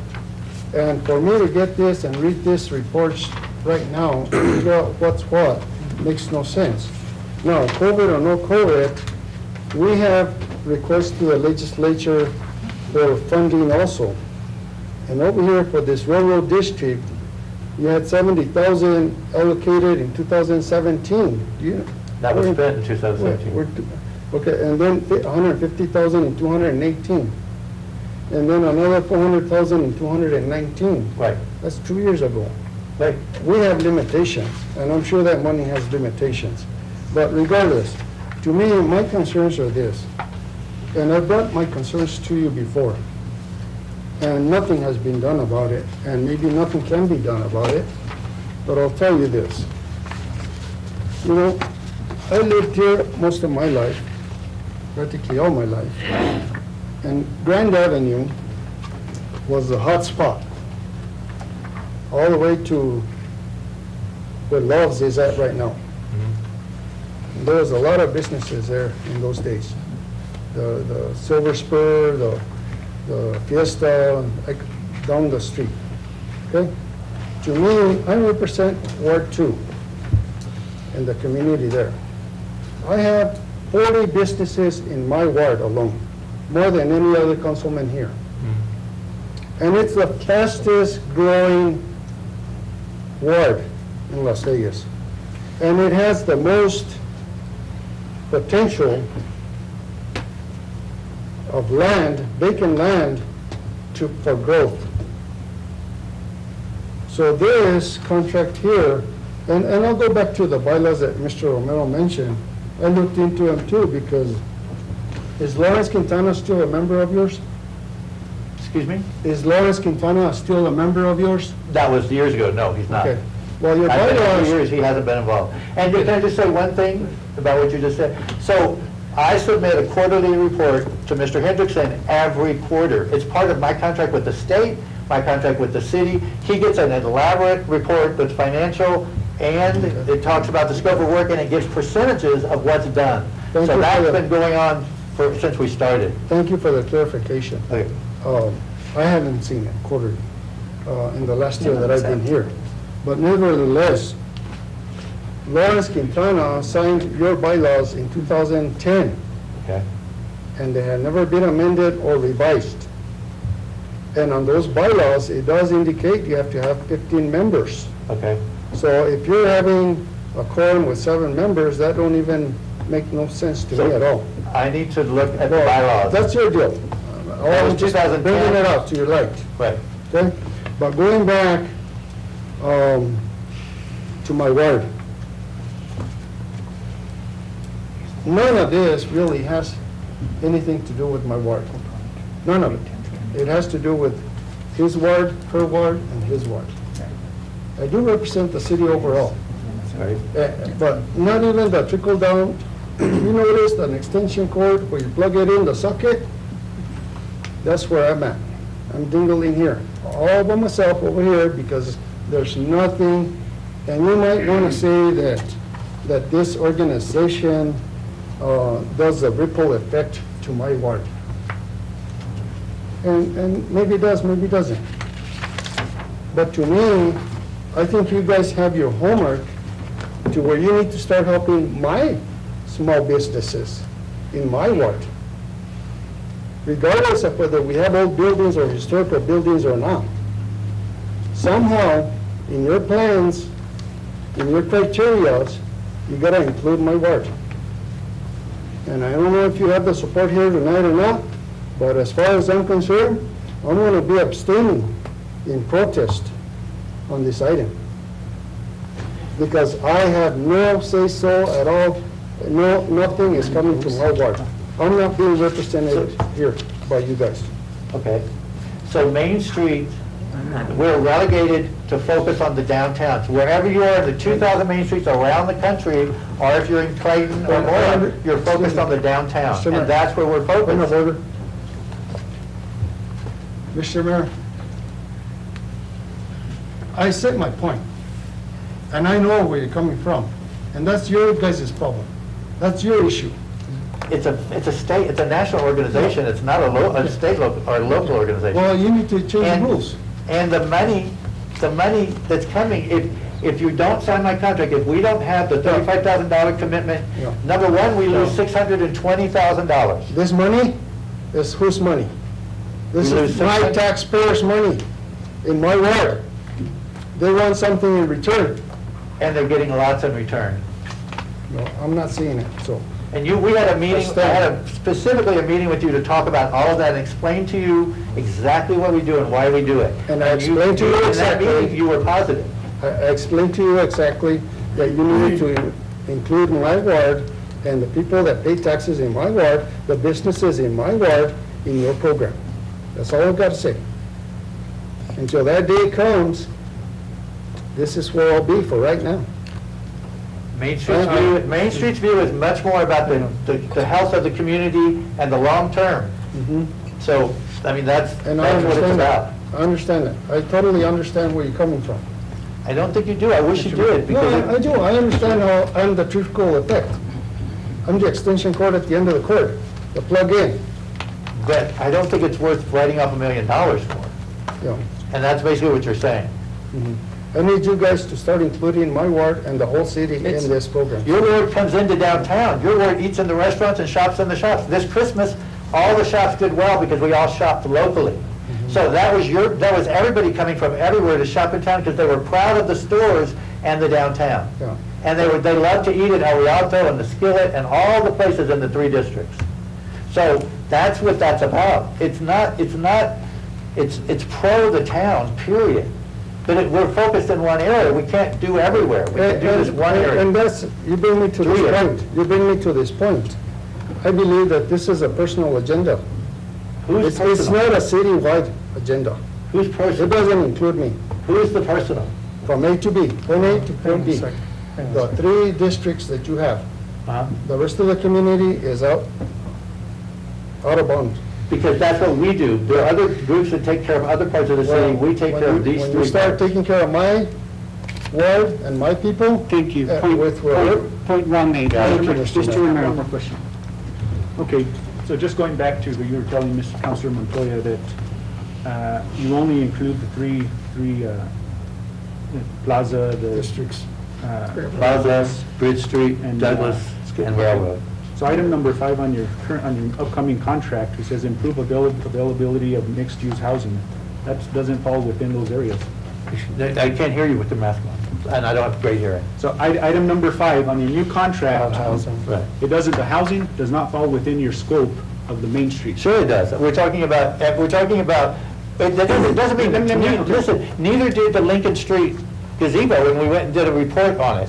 We did a condition report. Neither did the South Pacific gazebo when we did the condition report of that. Sometimes what we do benefits the whole town. And that's what Councilor Montoya is asking.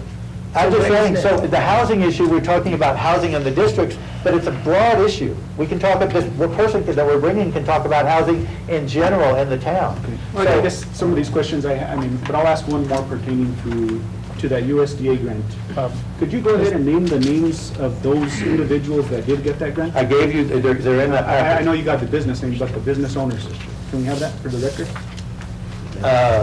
Toby Sanchez, Sarah Jo Matthews, Frank and Jan Burskins. And for the record, how many of those are on your board? How many of those that received that grant? Well, when this happened, they weren't on my board, but Sarah Jo, none of them are on my board. Frank is on the board now, but he wasn't on the board. So within your bylaws, and I'm not sure if you have this even, and if you do, maybe you could send it to us so we know. I'm going to pull the bylaws. So you have a conflict of interest, and here's, this goes on your bylaws. It says conflict of interest, contractor warrants, which Main Street would be the contractor. Warrants that it presently has no interest or conflict of interest and shall not acquire any interest or conflict of interest which should conflict with this performance of services under this contract. And the reason why I'm bringing this up, because it's been said in the community that Main Street is only helping those members within the board. And I'm not here to, I'm just asking, has that conflict of interest been addressed? Yes. Because that's, I mean, you guys signed one, so you guys have conflict of interest statements. So They- there was they- no they have a- conflict of they signed interest a- from board members voting They sign a conflict of and interest receiving form. the grant. They sign a conflict of interest form when they come on the board. But he had already received the grant. Mr. Mayor, Council, I'd just like to add one other thing, and it's probably not in your packet. The City of Las Vegas has a MOU with State Main Street. New Mexico Main Street. I have that also. Okay. And so that is the overriding document that drives this whole discussion. Thank you. But it does talk about our MOU with Main Street within that. It says our duties, it says Main Street's duties, and it says the state's. Every year, we have to get accredited again and do all this stuff every single year. So we're getting ready to go into a 3-month accreditation process with the New Mexico Main Street and the National So the Main other Street. part, the other question I'm going to ask is, how many Hispanic-owned businesses have you helped within the past 2 years? Whatever's in our district, we worked with all of our, whether, you know, Tito's Gallery, there's a bunch. I can get you the information if you'd like. And do you have some documented proof of that? Yeah, from when we did Cash Mob, absolutely. And just in general, even when we just did the tech updates, we worked with different businesses, including Tito's and some other ones. And again, those are physical deliverables that I would like to see. Okay. We're not getting them, and I don't know if Bill's getting them, and I still disagree. that that some of project this just finished stuff like a that week you got ago. paid, that Main Street got paid for, should not have been paid for, but, you know, we'll have those discussions, and if you're in agreement, let's audit it and see what happens. Okay, I'll write it up. I mean, with the grant that we did for the tech updates, that just finished a week ago, and it's not completely finished. There's still Pam's Flowers and the Arts Council that are still getting tech help. So I can write that up if you'd like, just to show you. Thank you, Mr. Mayor. Thank you. For the sake of time, we need to move on. Next order of business. Thank you, Mr. Parantu. Thank I you. appreciate you being here. Mr. Mayor, next presentation is by Las Vegas San Miguel Chamber of Commerce, President Philip Martinez reporting on their results for fiscal year 2021 contract. Thank you. Welcome, Philip. Thanks for being with us tonight. Mr. Mayor, members of the council, thank you for having me, and I know you have a busy night, so I'll try to be brief. I did prepare Thank you. this, is it okay if I remove my mask while I talk? Yes. Prepare these documents, and I'll just kind of touch on them. You can, hopefully, like I said, you have time to read them, but I kind of just outlined the things that we did last year, and some of it included the previous year, when we didn't have a contract with the city. But, you know, in the meantime, we developed all these partnerships with all the other nonprofits and businesses, schools, universities, community colleges, excuse me. And, you know, we have good relationships with them, and we work together. We wrote some grants. We wrote one grant that that benefited the city. It was a beautification grant from the tourism department. We wrote another grant for the county. It was a recycling grant, which we're trying to get here in Las Vegas right now. And we also wrote a grant to get another employee. It's called a Vista Volunteer, and she gets $12,000 a year, and that money comes from other sources. Excuse me. We also started some meetings, or continue some monthly meetings towards economic development. We have a radio show on 4 stations every Tuesday at 1 o'clock, and we promote Las Vegas through that show. So we've had even though we sort of rose from the ashes, we've managed to do a lot of things. You know, Angie in our office, she's also a film liaison, and she works with film companies to, you know, to simplify the relationship that we have, that the city has, even though she's actually San Miguel County's film liaison. So we're working on another grant to get another employee, which will be paid for by the feds, and it looks like that's moving along good, very well. And we're working on another grant for a rodeo study to get the dollars to put a rodeo in our community. And below that is our board. As you can see, they're very respectful people and respected people in the community. And on the next page is Angie Lister's resume, or just kind of, you know, I had her put a resume together to just show everybody what she actually does for us.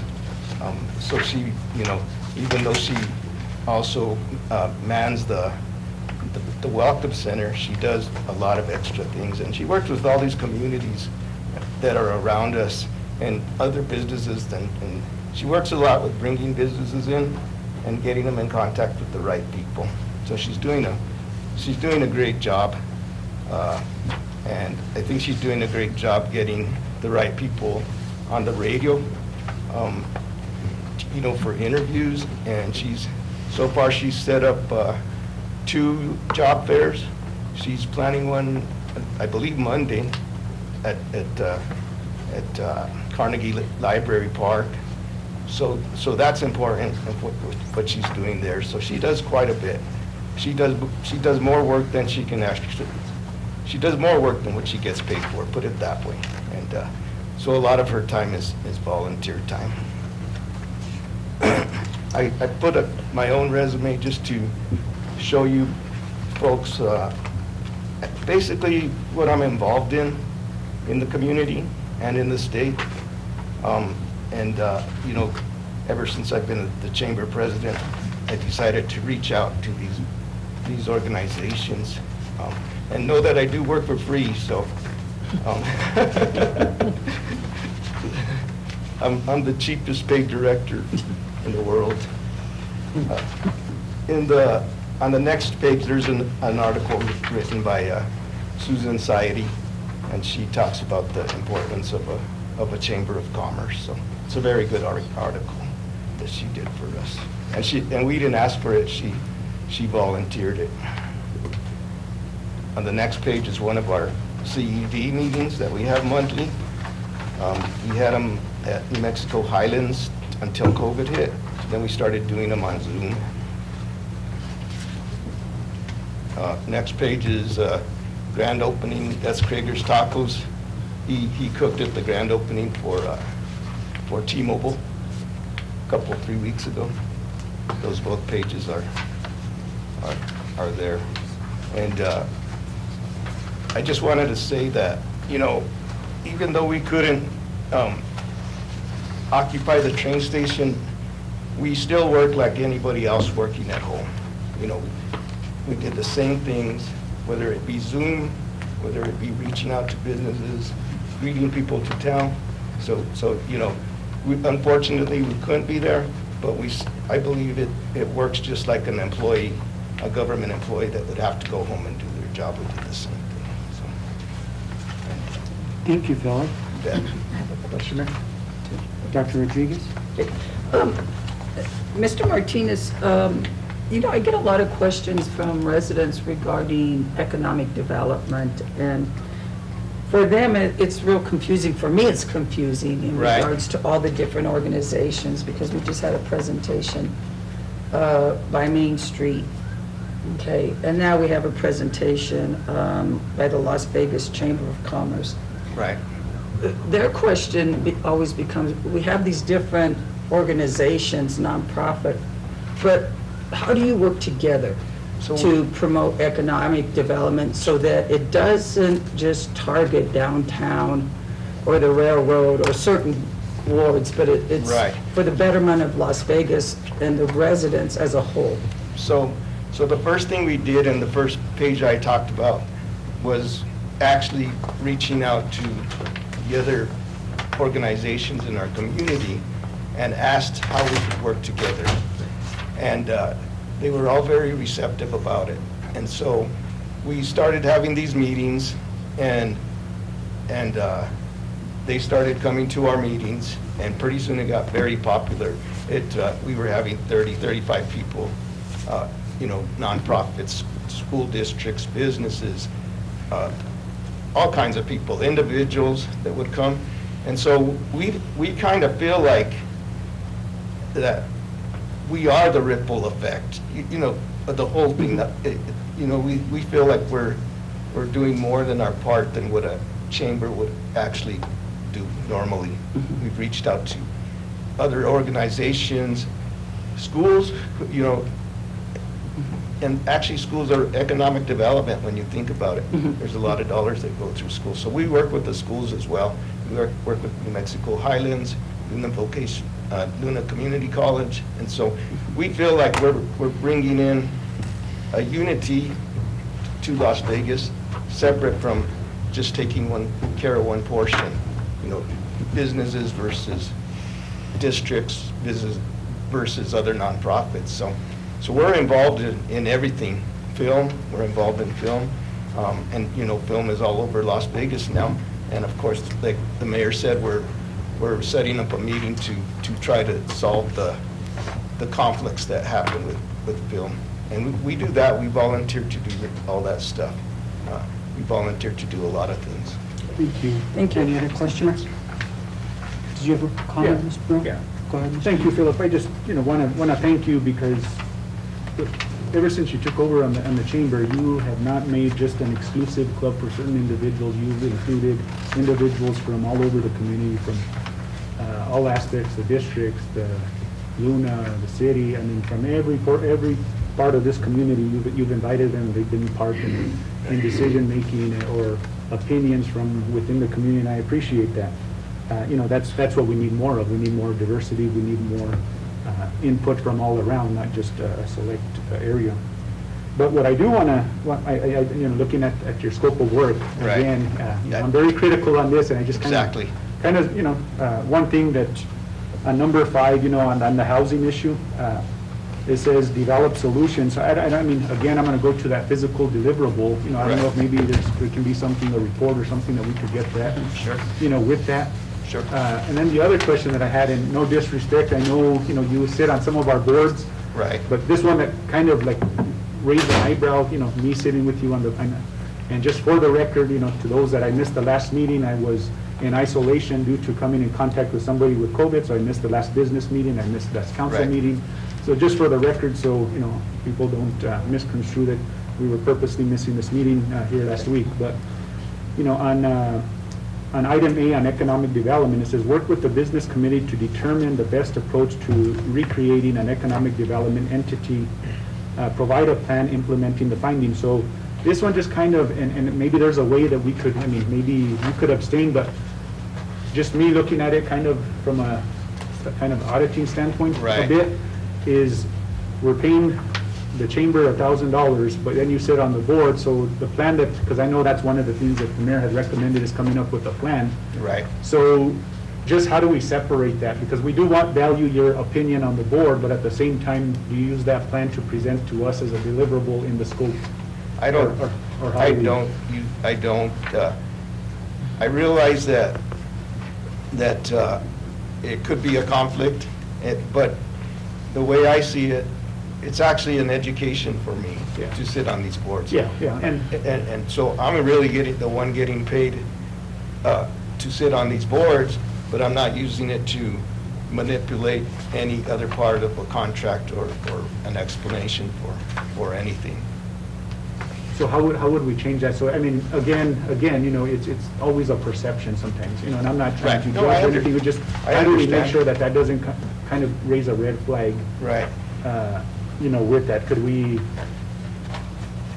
I guess it would probably be just a different plan versus what the business committee would come up with, right? Right. I mean, could we that? And you have to realize, Counselor, that I'm not a director of Yeah. the Chamber of Commerce. I'm a board member. Oh, So I think that in itself should justify it, even though I'm taking the director's position until we can afford one. I'm doing what he would normally do, or trying to, wearing out my shoes on the street. But in my mind, I don't really think it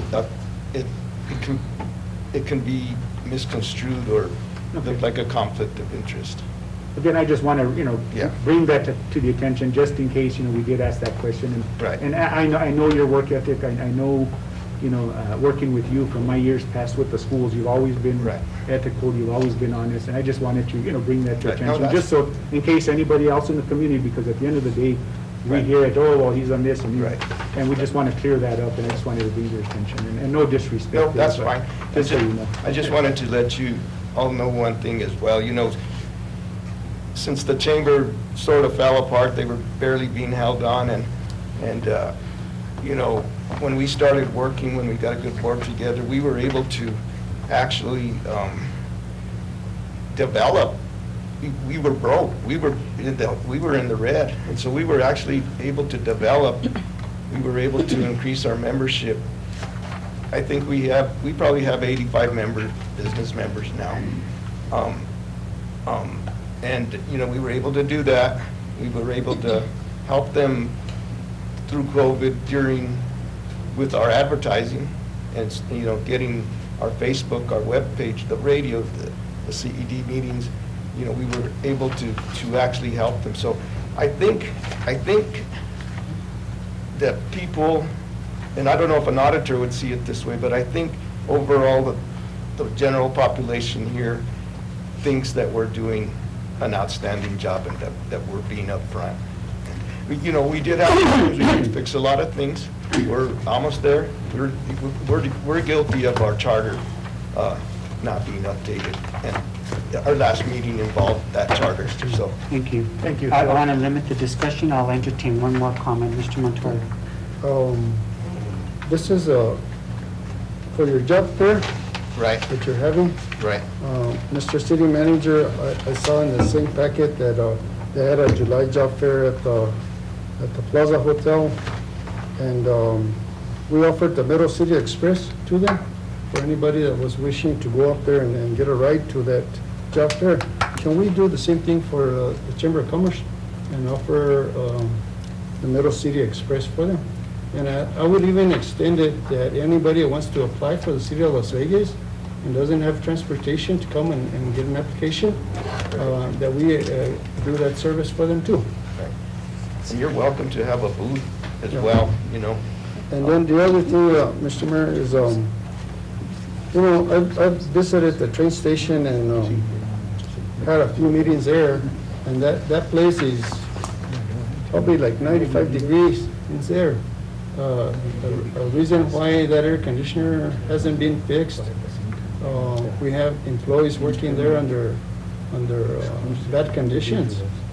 I mean, I don't know if they've reported it to you or if who's in charge of that, Mr. Hendrickson? Yeah, we've been working, we have a contractor, Public Works has a contractor in there working on the air. All three of them have to be replaced. And I think they're pretty close to finishing up. We were hoping they'd be finished this week. Yeah, because before summer gets through. But Mr. Martinez, I just want to thank you. You have a good membership and a good attendance on your boards, meetings, and so forth. I thank you for what you're doing for the city of Las Vegas. You're welcome. And I know you've been around all over town with all the functions and all that, and you're in tune to what's going on, and I thank you. You're welcome. Moving this city forward. I'm happy Thank to you. help. Yes. Thank you, Mr. Martinez. Thank you, Mayor. Next order of business, please. Mr. Mayor, our next and last presentation is by Frank Rivskins with Las Vegas Citizens Committee for Historic Preservation, reporting on the Connect Las Vegas application funded by CCHP and Lodgers Tax. Hi, Frank, welcome. Thank you for being here tonight. Want me to stay for moral support, or?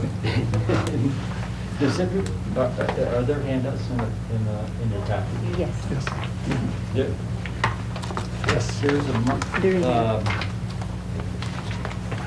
there's a couple of changes. You might need that one. If there's a hand. Thank you.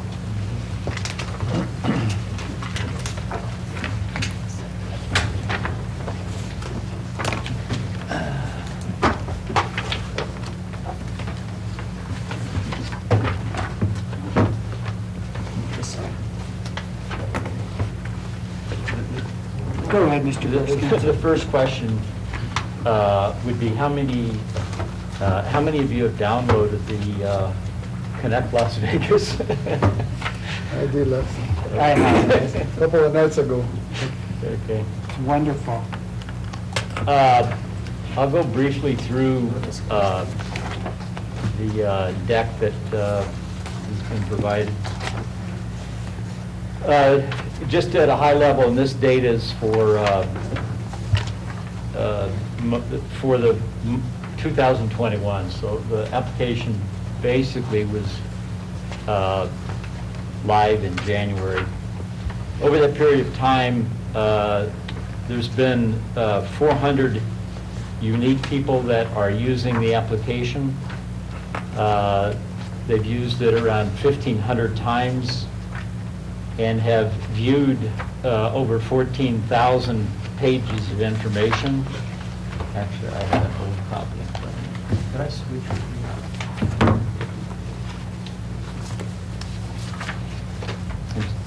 you?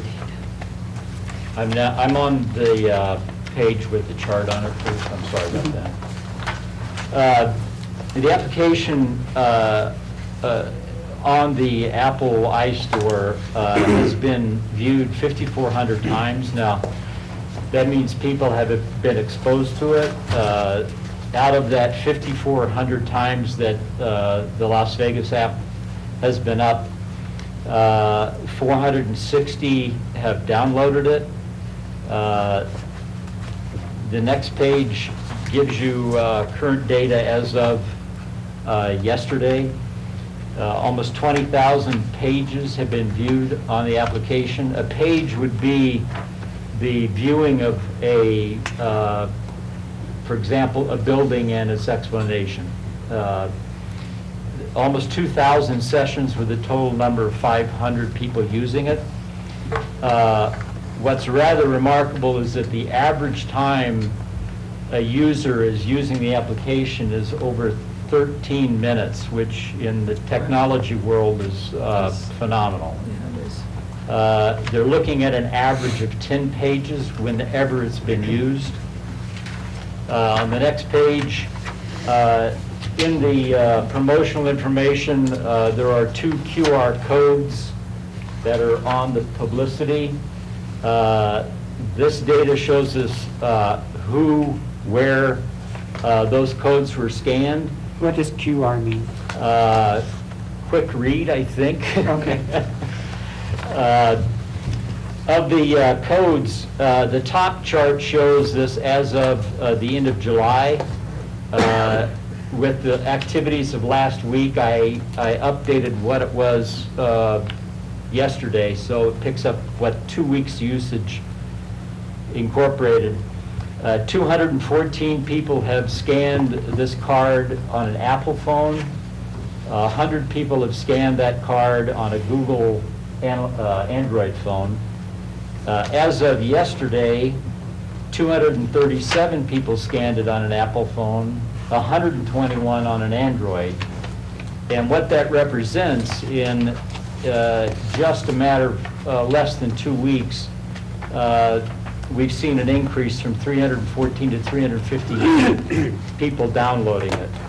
That data has been very consistent over time. So every week, we're seeing somebody, somewhere, scan that code and look at the application.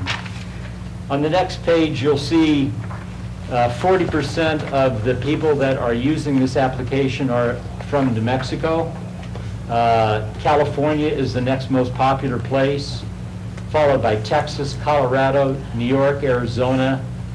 Basically, all over the country, somebody is using this application. If we look at the cities, and the reason it says unknown on the top is if you have turned off the location information on your phone, there's no way to tell where you were using it. So there's a lot of unknowns from that standpoint. 55% of the users of this application are from cities here in New Mexico, with Albuquerque leading the pack, Las Vegas next, Los Angeles next, and then Santa Fe. You can go, and this list goes a little further. I haven't shown the entire list. But it does give you an indication of the breadth of the application and the interest across the country. The next page is what are the people that are using it looking at. The top location is the Plaza and Bridge, followed by the North Newtown, then Old Town, Douglas, and then they're looking at the maps and touring the Railroad District. If you look at the top right, the Santa Fe Trail was put on this application 6 days ago in commemoration of the bicentennial. With the Solar Car Challenge in town, we were promoting it. With New Mexico Cruise this weekend, we were promoting it. And as part of a lodger's tax program for this year, one of the lodger's tax proposals was to develop a Santa Fe Trail tour for celebration of the bicentennial. That data, again, went on last week, and it's already popped up in the information within a matter of a week. And this data gives you also the specific, the specific buildings that have been looked at and how many times. The next page is just some of the comments that we've had. People can type in a comment when they're using the application. This first one is from Jonathan Cohen. Quite a complimentary response to the use of the application. The next page, and this was an interesting one. My mom's 96. She started grade school in Las Vegas, graduated from Highland. She enjoys the app on her iPad. She gave me a short tour. This is the 96-year-old mom. Down memory lane, such things as the name of the lady that served sodas, the soda fountain, where Dad bought her wedding ring. Oh, wow. You can't beat a story like that when you can touch somebody with something as sterile as a mobile phone application. So we've been consistently getting good response in terms of an emotional reaction to the content. The next page was just a little bit of an example of local publicity. It's been featured on the TV in Albuquerque, in the Optic, a lot of Facebook posts. Highlands featured it, and it was included in a utility bill from the city, I believe 2 months ago. And the primary form of marketing, the last page, has been simply these cards and posters that are located in The hotels, the visitor center, and posted around town, but mostly the hotels, lobbies, and the visitor center. Thank you. Great work, Frank. This is wonderful. Thank you. It's putting Las Vegas on the map. Absolutely. Any questions, Council? Mr. Romero? So Frank, where is this app advertised? You mentioned some of these postcards are here at the local hotels, but I mentioned last time, I think you were here, I mentioned I've been to Angel Fire, Red River, some of these, tourist places, and I've never seen any of these brochures out there. I mean, why haven't this type of stuff been out in those communities? Or, I mean, because we understand, the material that's here, but we want others out in the rest of the world to see this. So how? Is the primary marketing of it has been digital, other than the physical within the community. So we paying Google? Are you paying Google ads? Or are you paying? Facebook ads or Facebook how? posts, Facebook shares. There's some Google search activity, but the budget. If we look at this is an infrastructure project.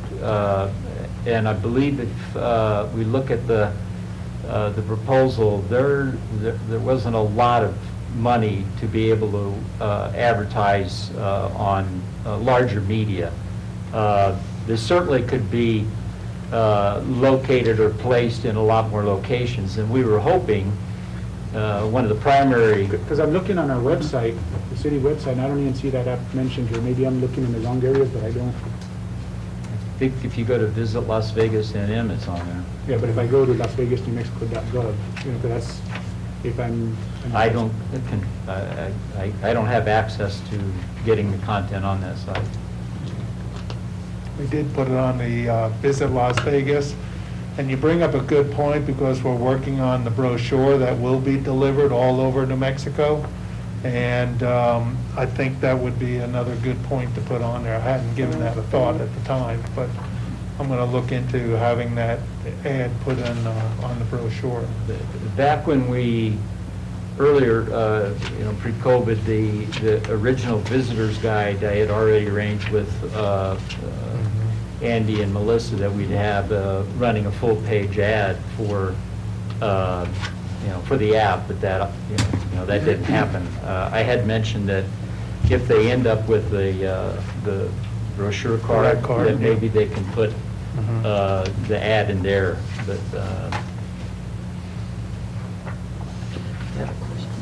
Go ahead, Mrs. Dr. Rodriguez. Is the app at all located on New Mexico Highlands webpage? I mean, we get a lot of hits on that from people coming from other states, East Coast, West Coast.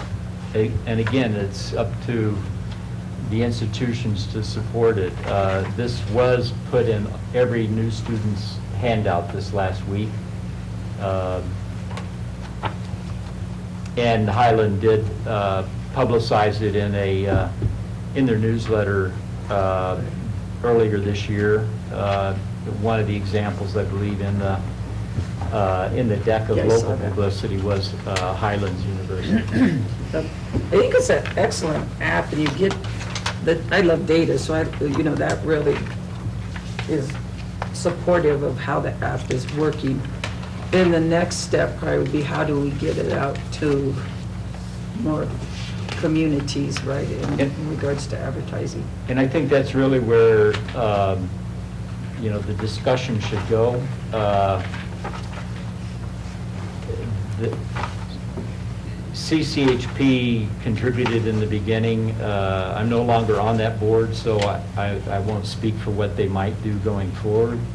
But there is an opportunity, I think, to work much closer with the city in terms of marketing it. The potential in this application is far beyond what I, as an individual, can do, and this is virtually 100% of my work, volunteer work in creating this. The application has the ability to conduct surveys, have little contests where if you go to 10 places, you got a discount. It can feature every business in town. When a visitor comes in, it can feature where to shop, where to eat, where to go. All of that content continually be added. So it has also the ability to have audio stories so that we get richer content than what we can just put in print.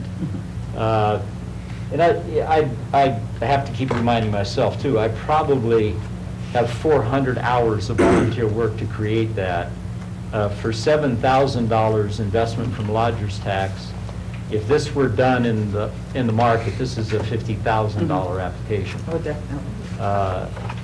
There's a lot more potential. I'm open to the council, on how it might be used more widely, and it actually, I think, at some point, and I think, Bill, we kind of that comment or conversation came up early on, is maybe the city should have the license rather than the nonprofit. I might mention, there is a CCHP board meeting going on right now.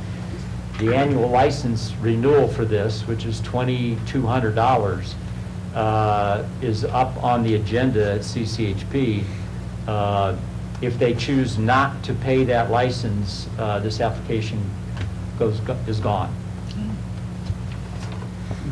I want to know why people aren't viewing my house. No, I'm just kidding. Thank you, Mr. Burskins. I appreciate everything that you've done for the work on this. Mr. Romero. So I guess this question would be to Bill, because it comes out of your department eventually, but so let's say CCHP doesn't do this.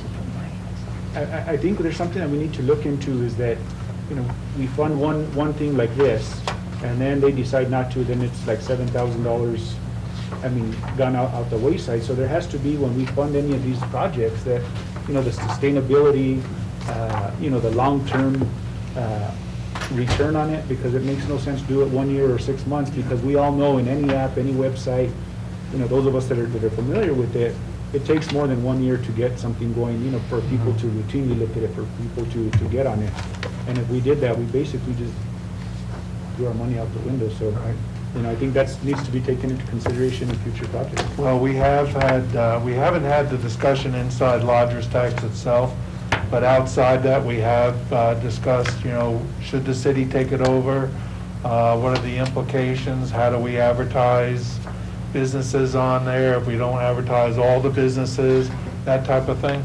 So we've been having those discussions, and I think a lot of us were kind of waiting to see how the app turned out before we, take the next step. But I think I agree that if we're going to have some funding discussions for the renewal, then the city probably should step up and take it over if we can. Thank you. Next order of business. Thank you, Frank. Appreciate it. Thank you. Thanks for all your volunteer work. Thank you. Cassandra, next order of business, please. Mr. Mayor, approval of minutes for July 21st, July 30th, August 2nd, and August 11th of 2021. I'll entertain a motion for approval of those minutes. So moved, Mr. Mayor. Mr. Romero, motion on the floor by Mr. Romero. Second, please. Second by Mr. Montoya. Roll call, please. Councilor Rodriguez? Yes. Councilor Romero? Yes. Councilor Olivari Jr.? Yes. Councilor Montoya? Yes. I have a motion by Councilor Romero, second by Councilor Montoya. Thank you, Mr. Mayor. Motion carries.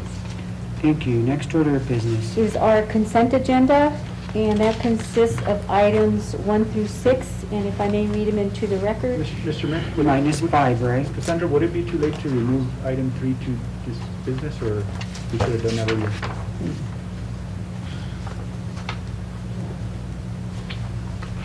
Item 3 on the consent? I think you can make a motion to remove it, and if they agree, then it can be Unless I could removed. just ask one question, remove it. Mr. Mayor, I make a motion to remove item 3 from the consent agenda and put it into the business items. There's a motion to take item 3 from consent and place it on the business items. Second, Mr. Mayor. Second by Mr. Montoya. Roll call, please. Councilor Olivari Jr.? Yes. Councilor Montoya? Yes. Councilor Rodriguez? Yes. Councilor Romero? Yes. I have a motion by Councilor Romero, a second by Councilor Montoya. Thank you, Mr. Mayor. Motion carries. And does that leave us with, Mr. Mayor, I make the motion to approve the rest of the items on consent agenda. All items 1 through 6 except for 3. thank you. Do you want to read them into the record, Yes, Cassandra? Mr. Mayor, if I may. Thank you. Item 1, request approval of Resolution 21-34 to apply for the American Rescue Plan Act. Grant offer in the amount of $22,000 for the City of Las Vegas Municipal Airport.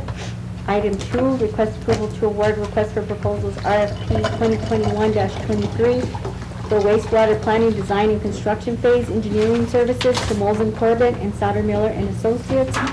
Item 4, request approval to award request for proposals RFP number 2021-25 for pump, motor, mechanical, and electrical services to all 3 bidders, the Electric Horsemen Incorporated, Alpha Southwest Incorporated, and JCH Incorporated. Item number 5, request approval of resolution number 21-36, authorizing the donation of a 2007 Autocart Expediter backer truck to the village of Wagamon, New Mexico.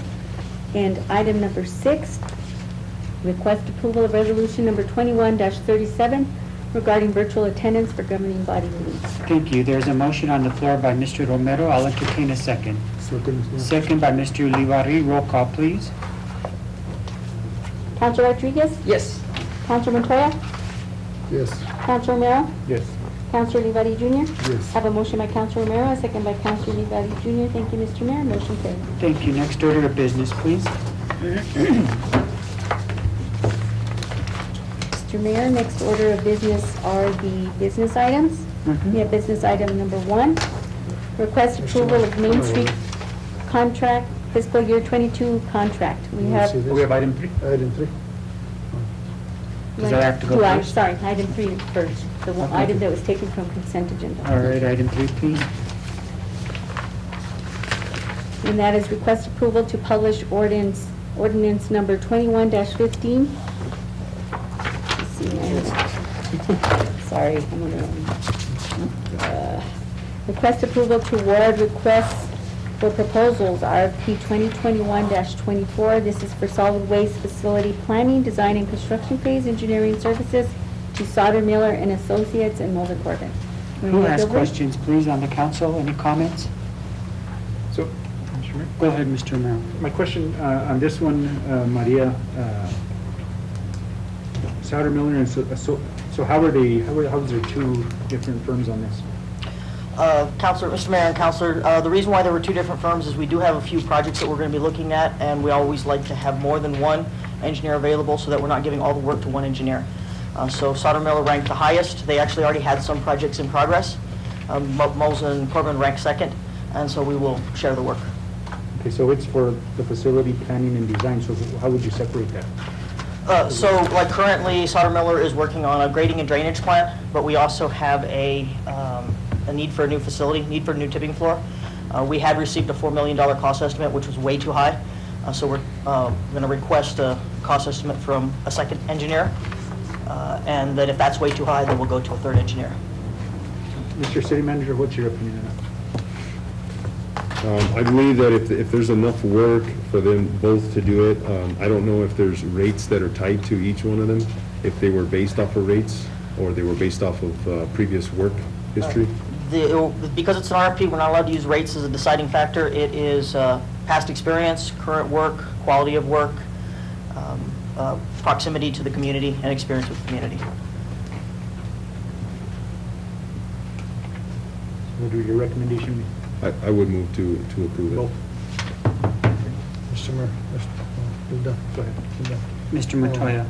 Maria, so are we opening up can of worms by giving it to 2 contractors? Wouldn't the lowest bid argue about that or come back at you or the city?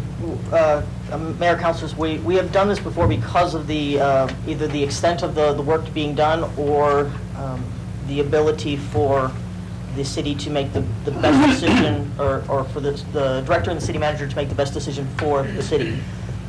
We may present a project to an engineer, and if it's not meeting the needs of the city, then we have an alternative.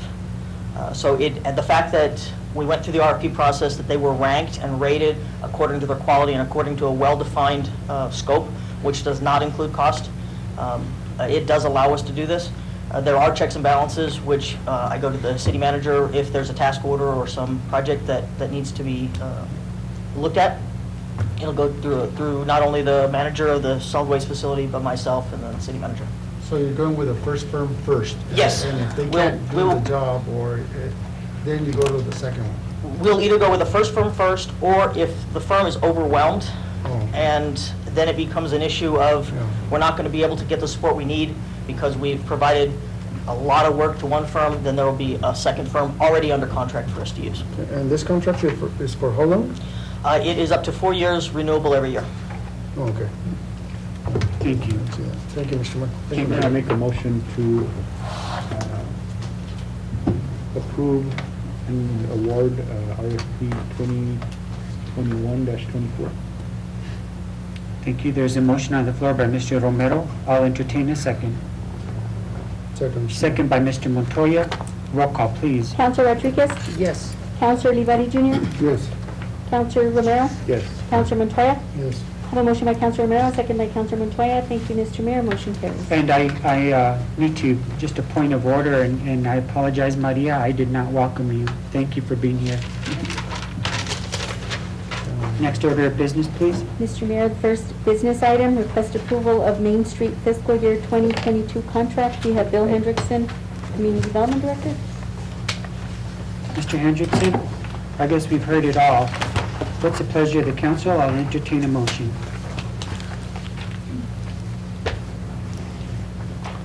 Mr. Mayor, Council, if I may, if you look at the scope of work associated with this, different than probably previous scopes of work, we did put a value. I tried to put a value on each of the line items on the scope, and just in case we have to, we don't know, like with COVID before, just really kind of threw a screwball in the whole contract. So this will give us a better idea whether we need to adjust the scope of work if something else comes up that, some of the work can't be accomplished. Thank you. What's the pleasure of the council? I'll entertain a motion.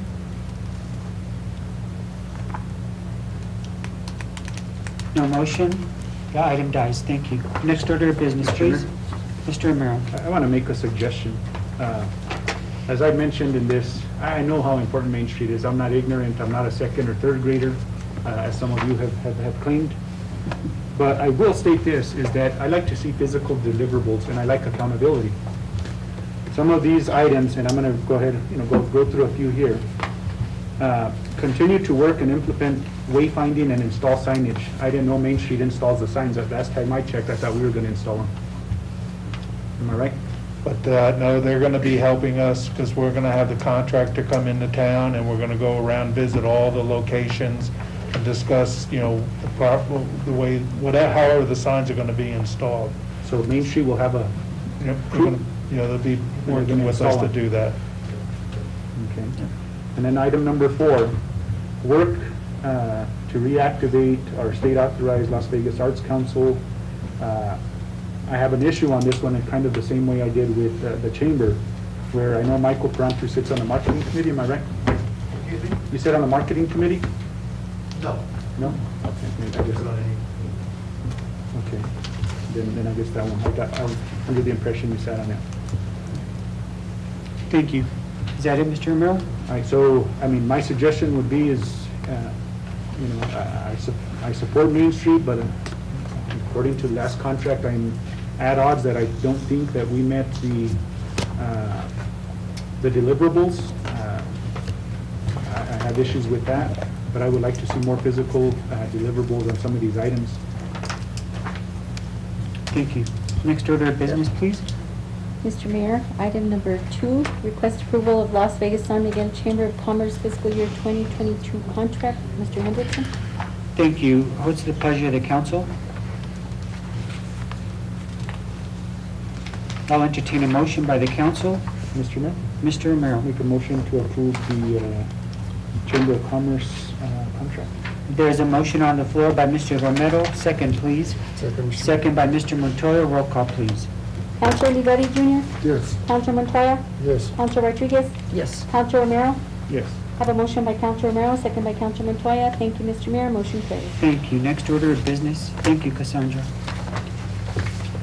Mr. Mayor, item number 3, request approval to publish ordinance number 21-15, short-term residential rentals. Mr. Hendrickson? Council, Mr. Mayor, a couple of meetings back, the council approved the amendment of the ordinance for collecting lodger's tax to be able to collect it on single-room rentals, which is basically a short-term rental. Mr. Make a Romero. motion to publish ordinance 21-15. There's a motion on the floor by Mr. Romero. I'll entertain a second. Second. Second by Mr. Olivari. Roll call, please. Councilor Montoya? Mr. Montoya. Yes. Councilor Rodriguez? Yes. Councilor Romero? Yes. Councilor Olivari Jr.? Yes. Have a motion by Councilor Romero, second by Councilor Olivari Jr. Thank you, Mr. Mayor. Motion carries. Thank you, council. Thank you, Bill. Thanks for being here. Did I welcome you? No, you didn't. Well, welcome, Okay. Bill. Thanks for being here. Next order of business. Mr. Mayor, item 4, request approval of resolution number 21-35, budget adjustment request. We have our finance director, Mr. Vaquera. Mr. Mayor, I make a motion to approve resolution 21-35. There's a motion on the floor by Mr. Romero. I'll entertain a second. A second. A second by Dr. Rodriguez. Roll call, please. Councilor Olivari Jr.? Yes. Councilor Rodriguez? Yes. Councilor Montoya? Yes. Councilor Romero? Yes. Thank you. Have a motion by Councilor Romero, second by Councilor Rodriguez. Thank you, Mr. Mayor. Motion carries. Thank you, Mr. Vaquera. I appreciate you being here. Next order of business, please. We move to item number 7. This one is discussion direction regarding proposed ordinance number 21-16, an ordinance to amend the code of the City of Las Vegas by adding a new Article 7 to the existing Chapter 18 entitled Police Advisory Commission. We have our city attorney, Scott Aaron, and also Councilor Romero present.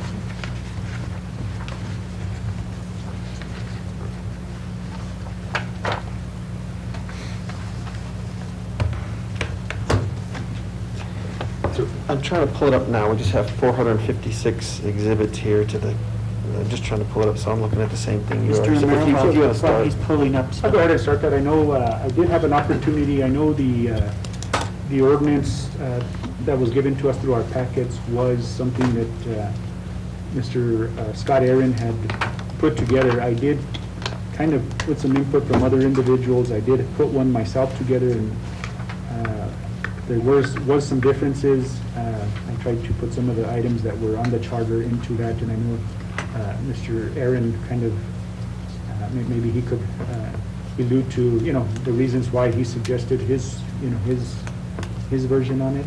I don't know if you guys had any questions on the two. I know I did email those to you, but I don't know if you were able to get to them. So yeah, on mine real quick, I've got it, the way I set it up was pretty much based on what, on a document that Mr. Romero had emailed me for consideration. It does provide that the commission can review complaints that are made against LVPD. It also allows the commission to conduct a survey limited to all persons registered to vote in the city regarding or trying to assess the satisfaction of local voters with the performance of the police department.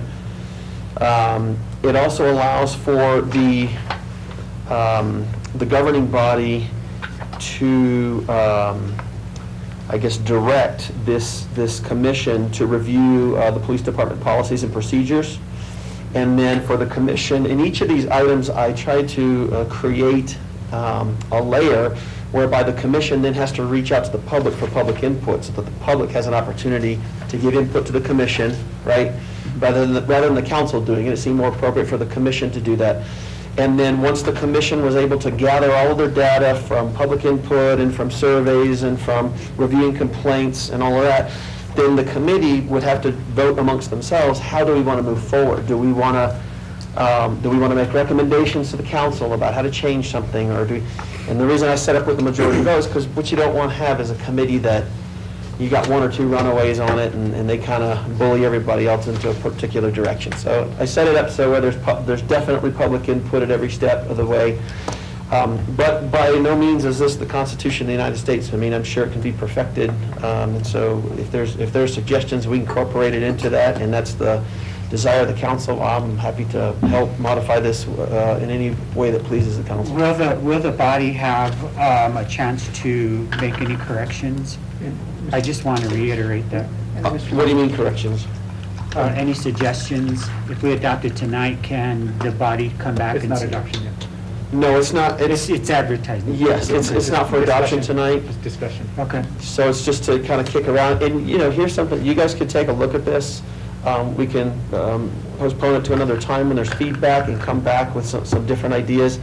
Redraft this when we get it where you think you like it. We can publish it and go from there. I'd like to just take a moment to recognize Councilman Romero for his work that he did on this. He put in a lot of time, and I think it was a well-written ordinance. I think it was very well thought of. Thank you, Mr. Romero. And Did you Mr. have a Mayor, comment? the reason for, tonight was just to kind of introduce you guys to this ordinance. I know we've been, and not only this administration, but previous, there's a couple items on the charter that we never addressed, and I know it's kind of 11th hour, and, things might change with the charter, we don't know, but I think it's important that, we do our due diligence to make sure this is on, because we don't know if the new charter will pass or not, but might as well put something in place. What I was going to recommend is that we go ahead and, maybe get input from council. You guys have suggestions.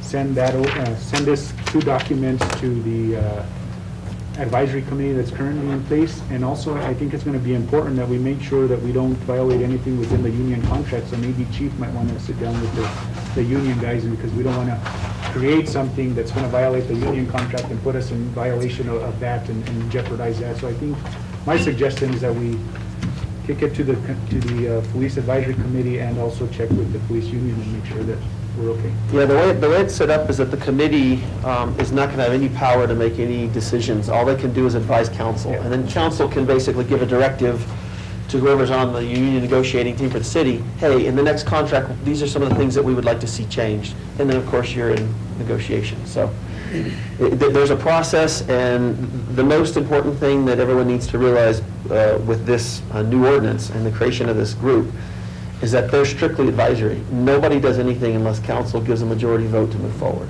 and that's super important. Sure. And also to that is one of the things in those that actually developed the first charter and the reasoning for this police advisory is there's always that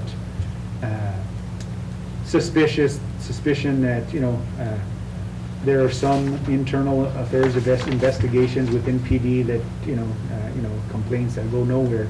So if that's the case and complaints filed, whether it's a resident or whatever, there's actually an avenue to where somebody besides the PD, it's a neutral party that's overlooking it, and then at the end of like Scott mentioned, it's not the committee that's going to be making recommendations. If they do come up with something, they suggest it to us, we'll handle it either through the chief or through HR or whatever means that we have to legally without getting ourselves in trouble. So it's just kind of an extra set of eyes within the police department. That's all it is. But at the same time, we got to make sure we get the input from all those around besides us.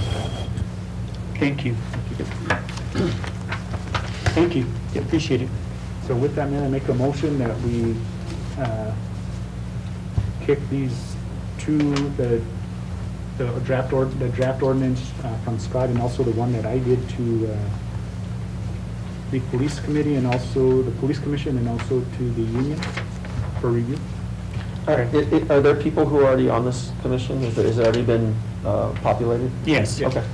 Okay, so there's people to review it, and then PD. There's a motion on the floor. I'll entertain a second. Second. Second by Mr. Montoya. Roll call, please. Councilor Rodriguez? Yes. Councilor Romero? Yes. Councilor Montoya? Yes. Councilor Olivares Jr.? Yes. Have a motion by Councilor Romero, second by Councilor Montoya. Thank you, Mr. Mayor. Motion carries. Thank you. Moving on to item number 8, request approval to move forward on a lease to build a hangar on the City of Las Vegas airport property. We have our city manager, Leo Maestas. Mayor and council, I'd ask that you look at the 2 images that I put it with one of your packets there. So in 2015, the city went into a lease agreement with a gentleman up at the airport to build a hangar. We have another gentleman that has come to the city and asked to build another hangar that would virtually mirror the size and look of the other hangar. And we're asking that we get the approval to move forward with this contract or a lease. This lease will be a little bit more favorable to the city cost-wise. Along with that, the leasee will have all the responsibilities of construction costs. There is, on that image that you have there, that would be the footprint. To the right of the yellow box is the existing, or the newest hangar, I should say, that was put into effect on the 2015 agreement. There is an old structure, an old hangar that is on that second image that this new contract, new leasee will go ahead and demolish, and the new hangar will sit in its footprint. Thank you. What's the pleasure of the council?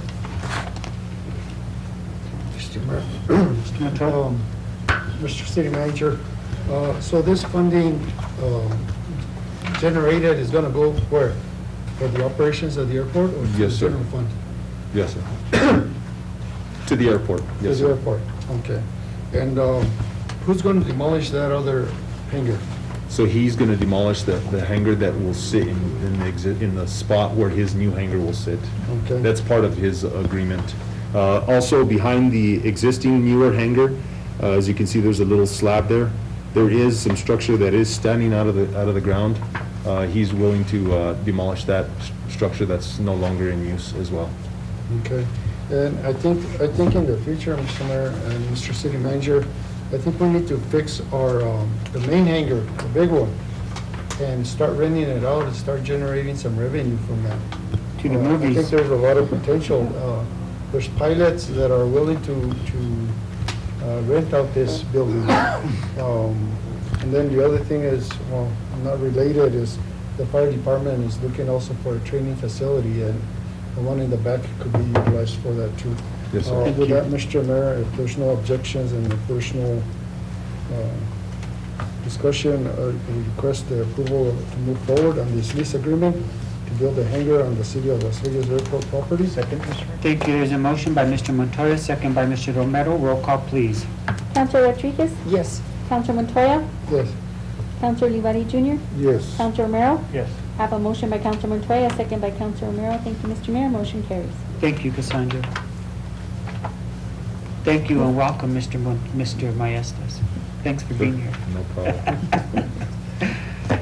Moving on to item number 9, discussion and consideration to approve funding for the Salute to the Troops event. We have Chuck Rago, our Film and Events Coordinator, and we have Abby Sanger and Robert, I'm not sure if he's here, Gonzalo. They stepped out for something to eat. Probably gonna take longer. I just have one question. For the city attorney and the city manager. If there's any money that the city or that we approve to assist in this event, would it be viewed as an anti-donation because there isn't, you didn't go through a process of procurement? It would be violating the anti-donation clause, except for monies from lodger's tax, which could be used to advertise and promote it.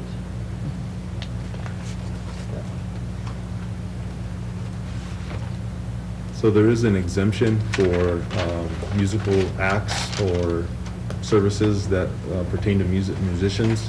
That's the same route that we use for paying out musicians for our fiestas and alfrescos on Friday nights. And there's a Exemption for those- that- exemption from the procurement code? Yes, sir.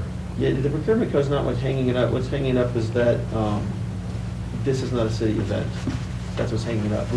City can't give taxpayer money to entities to do what they want, even if they're nonprofits. I mean, that would include Boy Scouts, organizations that do well. The city's not allowed to give away taxpayer money, so the difference with the fiestas is the fiestas is a city event, so the city's putting it on, the city's basically carrying the whole load. If this becomes a city event, that would change the characterization of the monies, but if this is an event being put on, if the permits are being pulled by someone else, if it's a different organization that's putting all this together, then certainly you're gonna run into anti-donation issues. Whose event is this? Whose event is Would you this? like to introduce your guest? Thank you. So I have Robert Gonzalez, a.k.a. Gonzalo, and his wife, Abby. Hi, Abby. Hi. Hi, Robert. Hello. Thank you for having us tonight. Sure. Sorry we're a little late. We came from Taos. Mayor and Council, this event, as it currently stands, is a Gonzalo event. However, they would like to extend the opportunity for the city to take over the event and make it a city event. And this is a conversation we have had previously with previous people sitting in front of us.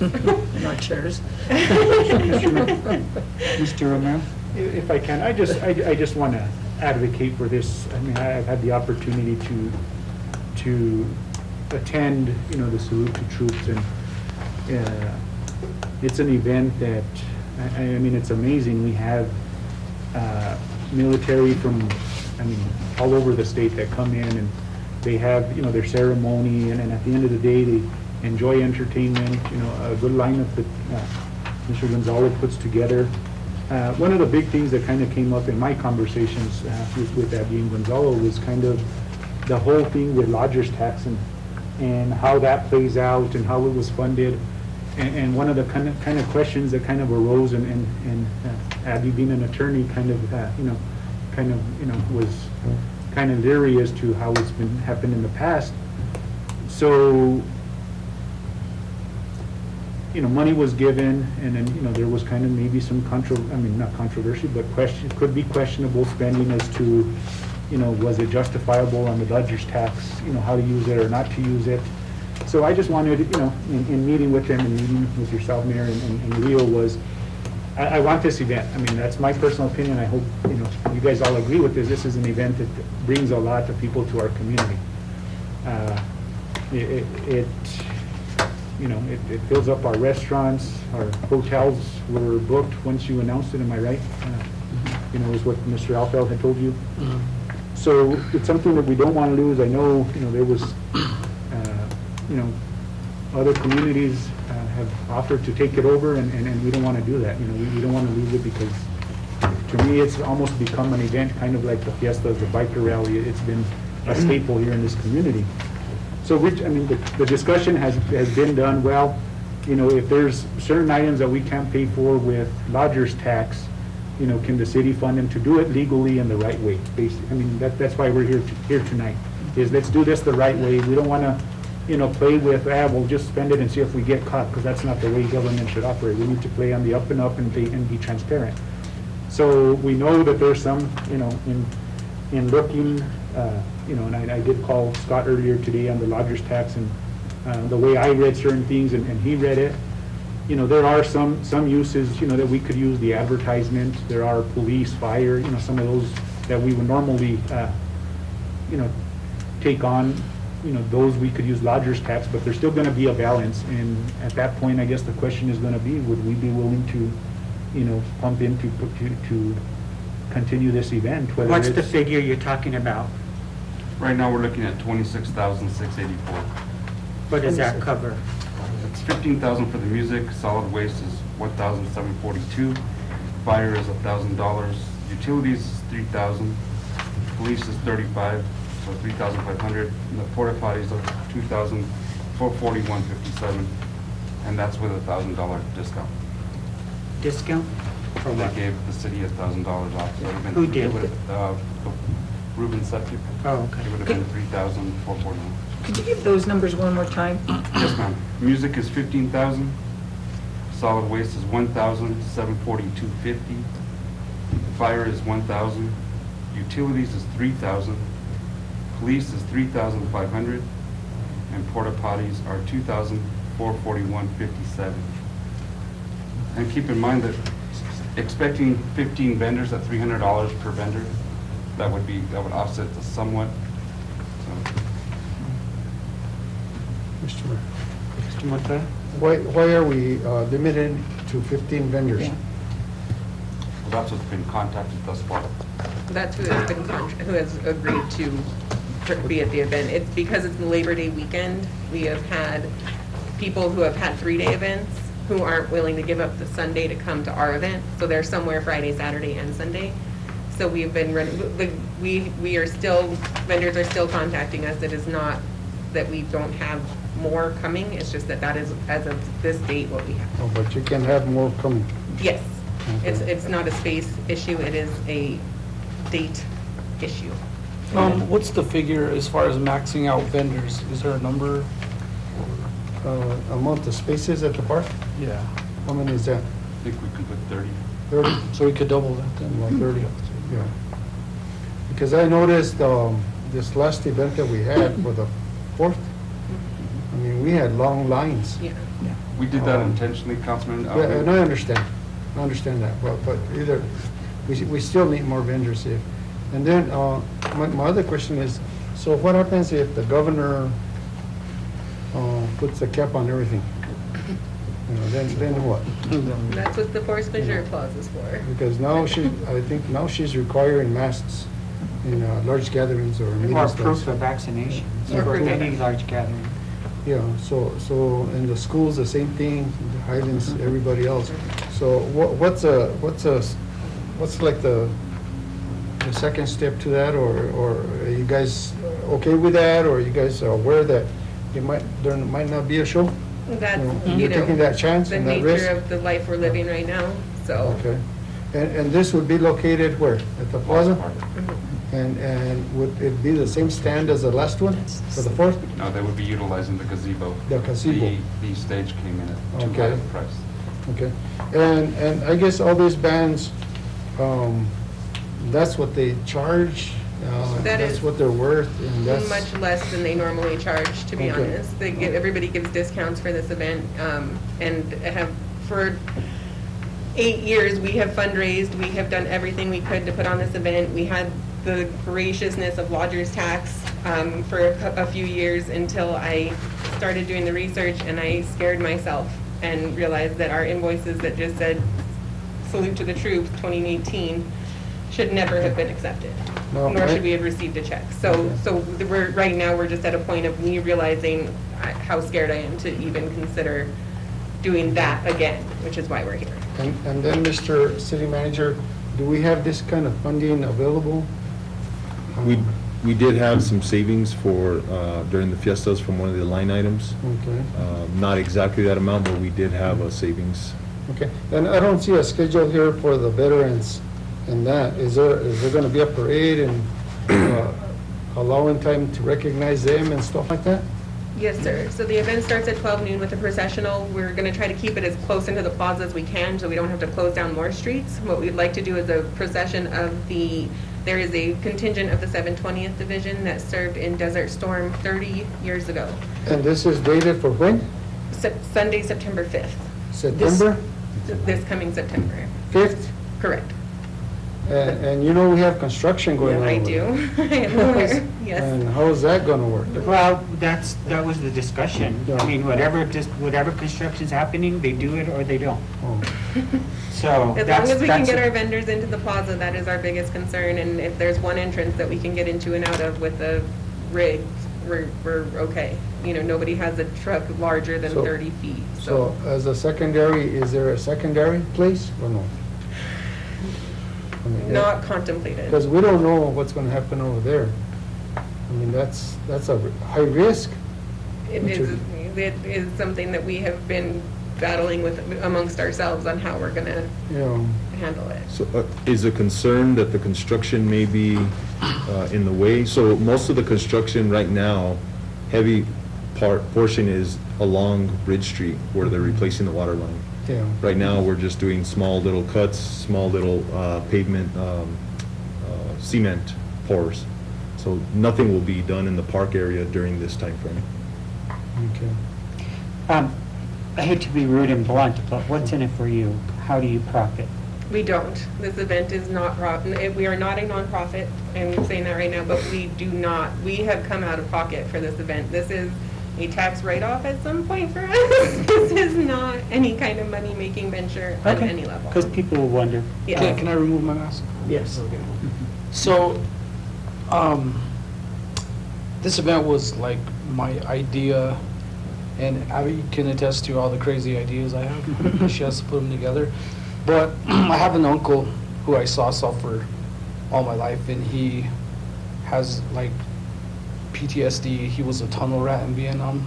He lives behind my mom's house, and he's never had a family. I just saw how that war, how his life's become. So he's the reason I did this event, because he's attended since day one, and we have funded this out of pocket.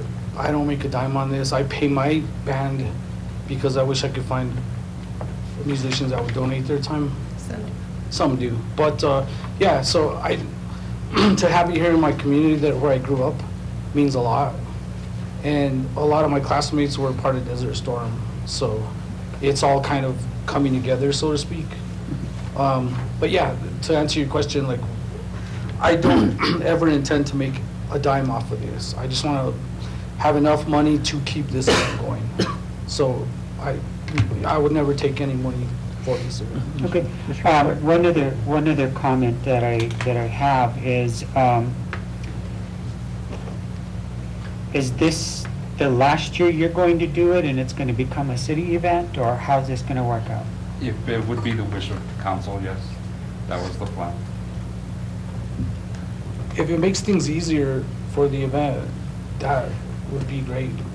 If it just became a City of Las Vegas event. And we'd happily donate our time to continue doing the work we've done. Yeah. At no cost to the city, but still help put it on, still take on the brunt of the work, still take on the brunt of the organization. So give it to you guys, but not everything. And I'd like Dump it on you guys. to recognize Robert for the wonderful job he did and we even gave you a Buen Vecino award somewhere for pulling. We're still looking for it. for the, maybe I took it home. It got mailed, but. Okay.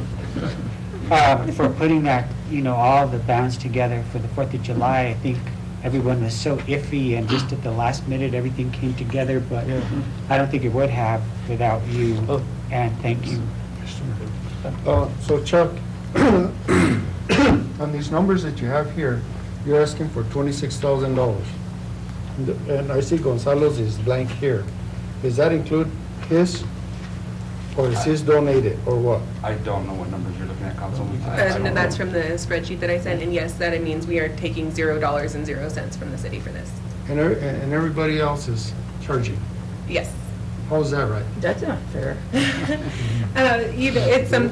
With honestly, the $15,000 number that is the budget for the bands was the number that was allocated from lodger's tax. So that was the number I was working with. And I tried to get the best bang for my buck out of that $15K. So when that money was divvied up, he is my husband, and it's why we don't work together all the time, but he was not considered because we can make money on... I don't think that's right. Well, no, to answer your question, Mr. Montoya, these headliners never donate their time. So, but they're the ones that bring in the people from out of town. That's how this whole thing works. If I could put a lineup together with a bunch of groups that donate, but the people won't come from Colorado. I mean, just to be blunt about it. So they come for Albuquerque. They come for the names, and the names have been reduced. The prices have been reduced. If you've reached out to Al Hurricane Jr. Or Darren Cordova, their numbers are starting in the 10s. So to get them for the prices that I had to beg for and barter and trade some of my services for, I did to make this happen. We would still need to pay the band, not necessarily Gonzalo himself, but his band. And we make T-shirts, we sell T-shirts for this event. That money is usually used, honestly, to cover the expenses of Gonzalo and his band. Yeah, well, I'm with the mayor, you know, I do appreciate what you've done for the community. Thank you. And I spent 3 days at the fiestas, and I tell you, it was awesome. Thank you. I wasn't here for the last meeting, Chuck, sorry I missed the report, but it was awesome. I didn't hear no bad complaints, and I think citizens were ready to go out there, and they had a blast. Well, I mean, I will thank you guys because I think we all work together, not all at the same time in the room, but everybody had their part in to making the best of what they were. So. Mr. Mayor, I just have one other thing, Gonzalo, and I do, again, this event is a great event for the community, but I want to kind of hold you to the fire and make sure, can we buy the salute to troop name or whatever it takes to make sure that, it's not taken from us, whether we make an agreement that it stays here. I'm totally in favor of that because I don't want, I've had the conversations with you and you've told me about, Albuquerque offering and these different areas offering for you to take it over there because they know what it brings. And, if there's something I would ask, mayor and council that it make sure that this stays here because it gets bigger and bigger every time. Mr. Romero, if I recall, 20 years ago, Louis and myself were in the city council, and that was the first salute to the troops that we had here in Las Vegas. But it was in conjunction with the 4th of July fiestas. But that's where the 720th salute to the troops, welcome home, came about. Dr. Rodriguez?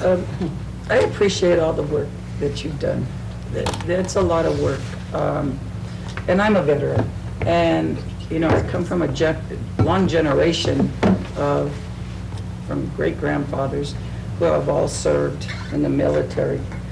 And, and now that our troops are having to return back to Afghanistan, that's very concerning. So I appreciate all the work that you've done. But what I'd like to see in your breakdown, I'd like to see how much time you put into it attached to a dollar amount. Because I think that's very important, when residents come and say, well, you gave them $26,000. Well, they actually have put, $10,000, $15,000 behind it. The other thing I'd like to see is, I agree with Councilman Montoya. I don't think it's fair that your band doesn't get paid when all the other bands get paid. I'd like to see an amount put on that. Those are the two statements I basically wanted to say. Thank you, Dr. Rodriguez, and thank you for your service. We appreciate it. Thank you. What's the pleasure of the council? Mr. Mayor. Mr. Montoya. Mr. City Manager, this request is a discussion and consideration. So can we proceed, Mr. City Attorney, on a recommendation? It's consideration to approve, so if you've considered it, you can approve it. Approve it, okay. So I'll make a motion on consideration for approval for this to happen in the city of Las Vegas, the 2021 Salute to the Troops event. And I would like to actually increase this by at least $2,000, make it a $28,000 event, so that they can offset any costs that they might have, and so that they can include everybody getting paid. Thank you. There's a motion on the floor. I'll entertain a second. Mr. Mayor, I'll second that, but I'd like to add an amendment to that motion, just that any maximum amount be taken out of Rogers tax, meaning for police, fire, all that. And if I may add, I know that city attorney stated that we have to make it a city event, so is that part of the motion?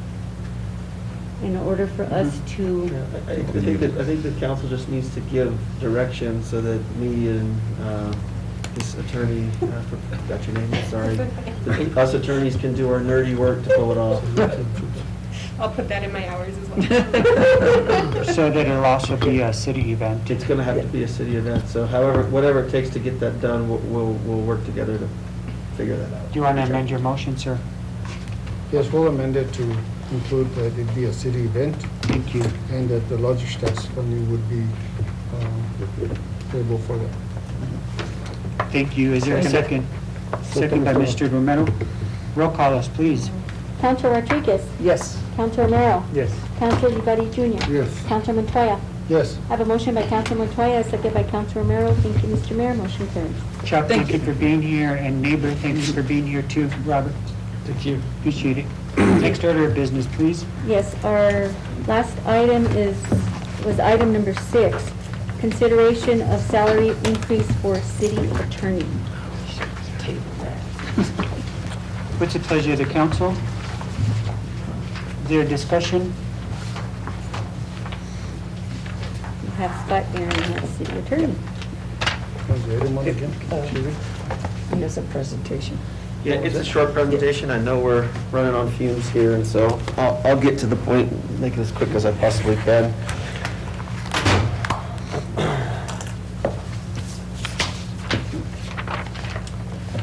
I'd like to start off with the same thing I started off with when you guys hired me, which was thanking you guys for the opportunity to work for the city, because it's really a service to the community, and I've enjoyed working with you guys to kind of get Las Vegas headed in a good direction here.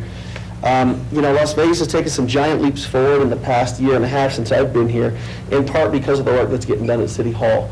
I don't know that it makes it into the papers or the radio as often as it should, but there's so many good things going on here at City Hall that I don't think get broadcast because it's not a sexy headline, but there's a lot of good work getting done. As you guys might recall, I was hired by the city as the city attorney in April 2020, right at the beginning of COVID. Came on board in those initial days. My first action was drafting the curfew, and then immediately dealing with the New Mexico ACLU, the blowback from the curfew. So that was my first action here as city attorney. Since then, we worked together to create and pass the largest volume of desperately needed ordinances of any recent governing body, and that includes, you know, the Riverwalk, noise ordinances, weed and anti-littering ordinances. We raised the fees for the municipal court. We updated the fines for like the speeding and the traffic violations. We prohibited trucks in historic residential areas. And then recently, the bicycle and scooter ordinance, all of which I researched, drafted, and presented to the council. And we all troubleshot together, right?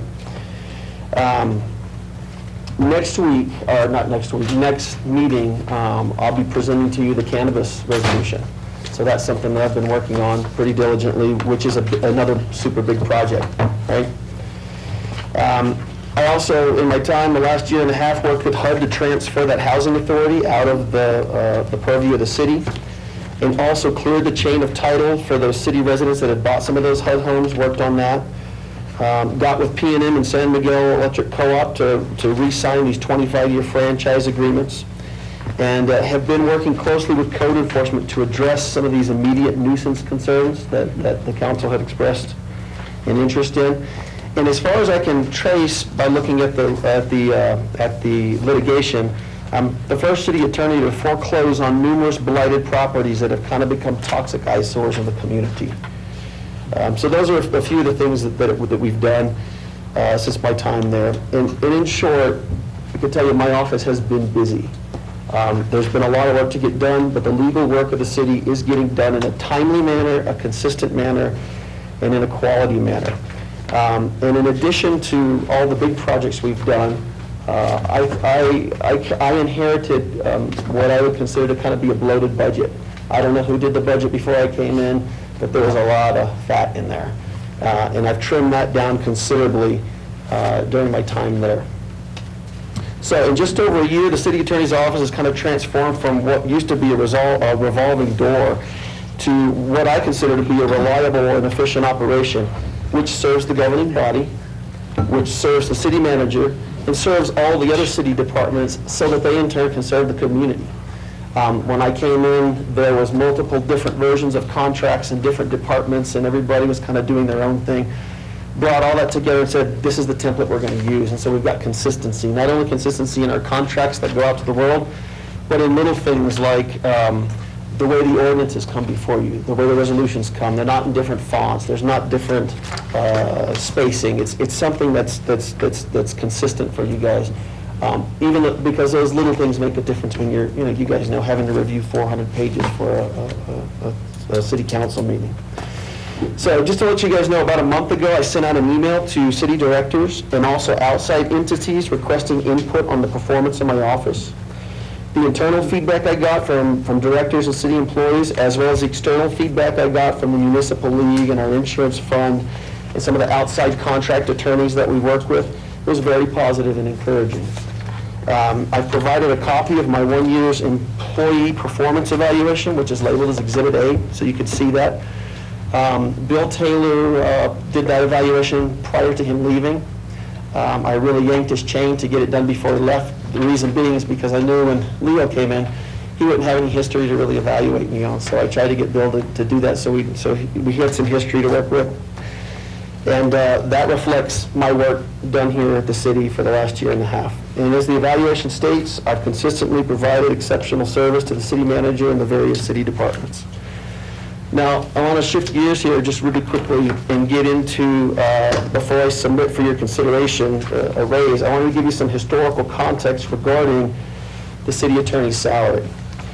So I've provided you a copy of contracts for 3 previous city attorneys, which are labeled there as Exhibit B, C, and D. The annual annual salary for each of those city attorneys was $100,000. Their contracts contained a clause that gave them an automatic 1 to 5% annual increase based on their performance evaluation. Now you'll notice that my contract, which is labeled Exhibit E, does not provide for that 1 to 5% increase or any increase, and there's not even a mechanism for there to be an increase, and that's part of the reason why I'm here, because there's not a way for me to get a raise unless I come before you guys. So that's why I'm here, kind of in an open, transparent way to request a raise. Now, I couldn't find any city attorney contracts for Las Vegas that went back prior to 2014, so I included the ones that went back to 2014. But what I did was I called and I spoke to people who served as city attorney prior to 2014. And in my conversations with them, they confirmed that the city attorney's salary has been $100,000 since at least the year 2000, more likely as far back as the 1990s. So that's just some historical context. The city attorney's annual salary has not changed in probably 20 to 25 years. And I'm the first city attorney that, as part of my contract, I was restricted from doing any legal work outside my role as a city attorney, which I knew and I agreed to coming into it. But the reason I bring that up is because all the previous city attorneys were able to supplement that $100,000 salary cap by doing outside legal work. Obviously not work which conflicts with their job as a city attorney, but we're able to supplement that income. And so what I did was, just to give you guys an idea of where that salary sits, was I took that city attorney's salary of $100,000 in the year 2000 and calculated for inflation based on the consumer price index. Today, the city attorney's salary based on just that consumer price index would be just a little over $160,000, and that's just a 3% annual raise. I've included Exhibit F, which is the printout from the U.S. Bureau of Labor Statistics, that CPI inflation calculator, so you can see how those numbers shook out. And I also went out and, because we're doing a salary study now, or a pay scale study for the city, to see where all of our different employees sit based on what they're being paid. I looked at these previous studies that were done for the city, and I looked at the most recent studies that were done for other cities. They don't include city attorney wages, because there's no other city our size in the state that has a city attorney. So what I did is I went out to neighboring jurisdictions that were similar to ours, and I got contracts for their attorney. I went to Red River, went to Los Lunas, I went to Mora County. I didn't include San Miguel counties, but I can tell you San Miguel County's attorney gets paid right at $100,000. I think it's $95,000 a year. But he only has to perform 1,000 hours of work per year. I have to perform 2,080. So it's double the work for the same price, just to give you an idea of where it's at. So the contracts that are labeled Exhibits G, H, and I, like I said, is from Mora County, Red River, City Attorney, Los Lunas City Attorney. Their average hourly wage is $185 an hour. I've also included as Exhibit J an invoice from David Silvers, the local attorney who did some work as the city attorney before I came in, and he billed the city at $200 an hour. So just so you know, calculated on my wage, my hourly rate is $48.70. Now, if my 2,080 annual work hours were paid out at $180, which is the average wage for the other city attorneys, my salary would be like almost $400,000, right? And that's ridiculous, obviously. I'm not expecting my salary is going to go from $48 an hour to $180 an hour tonight. But raising it into something that moves in that direction is what I'm asking the council to do. I'm just submitting this information for your consideration, requesting that a raise would be commensurate with an attorney like myself. I have 15 years' experience. Almost 3 of those years were as an appellate judge. I've got 2 doctorate level degrees. And in doing that, I also want you to consider my performance evaluation. You guys have it in front of you. You can review it. You can read it. I'd encourage you to talk to other directors, city manager, other people that I work with. I've tried to do a bang-up job for the city because you guys asked me to come here at a tough time when COVID started and with the last administration leaving things bad. When I came into my office, I had no files, nothing on my computer, no paper files in my office. I had to start from absolute scratch. And it was a good way to get me up to speed on what's going on in the city. I hope you guys find value in what I'm doing because I'm trying to do a great job for the city. You guys throw some hard questions and hard issues my way, and I always do my best to jump on those and get you guys good, solid answers. I've even had to sometimes insert my legal opinion when I disagree with you guys, but I think that I owe it to you guys to say, no, this is really what I think is a legal opinion, and you guys make your decision. And I think that's fair, and that's a good relationship that we have. So I wanted to continue to thank you guys and reiterate my thanks for giving me the opportunity to work here and serve our community, and I look forward to working with you guys in the future. We've done a lot of good work, and I think there's a lot of good work yet to be done. Thank you, Scott. Discussion, please. We're time limited, so I'll take any comments right now. Any questions? Comments, ideas? Mr. Mayor. Mr. Montoya. I would like to go ahead and go into executive session to discuss personnel matters and real quick. There's a motion on the floor for executive session. I'll accept a second, please. Second. Second by Dr. Rodriguez. Roll call, please. Councilor Olivari Jr.? Yes. Councilor Montoya? Yes. Councilor Rodriguez? Yes. Councilor Romero? Yes. I have a motion by Councilor Montoya, second by Councilor Rodriguez. Thank you, Mr. Mayor. Motion carries. Thank you. We are now in executive session. Please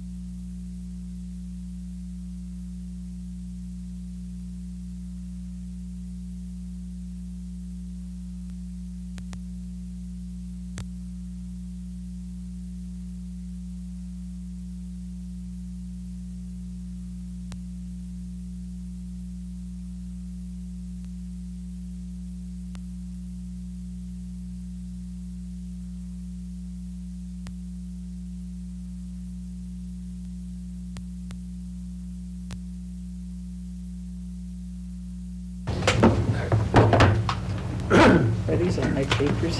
Yeah, I think so. I don't know, I have mine spread all over. Yeah, that's mine too. My budget.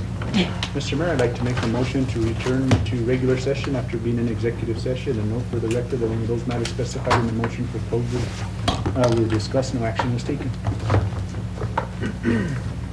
Thank you. There's a motion on the floor to enter into regular session. Second? Second, Mr. Mayor. Second by Mr. Montoya. Roll call, please. Councilor Olivari Jr.? Yes. Councilor Rodriguez? Yes. Councilor Montoya? Yes. Councilor Romero? Yes. I have a motion by Councilor Romero, a second by Councilor Montoya. Thank you, Mr. Mayor. Motion carries.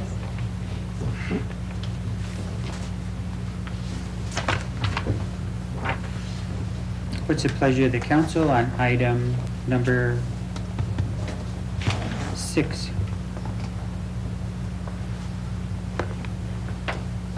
Mr. Mayor, I believe the question is, Mayor and Council consider a salary increase for the city attorney, Scott Aaron.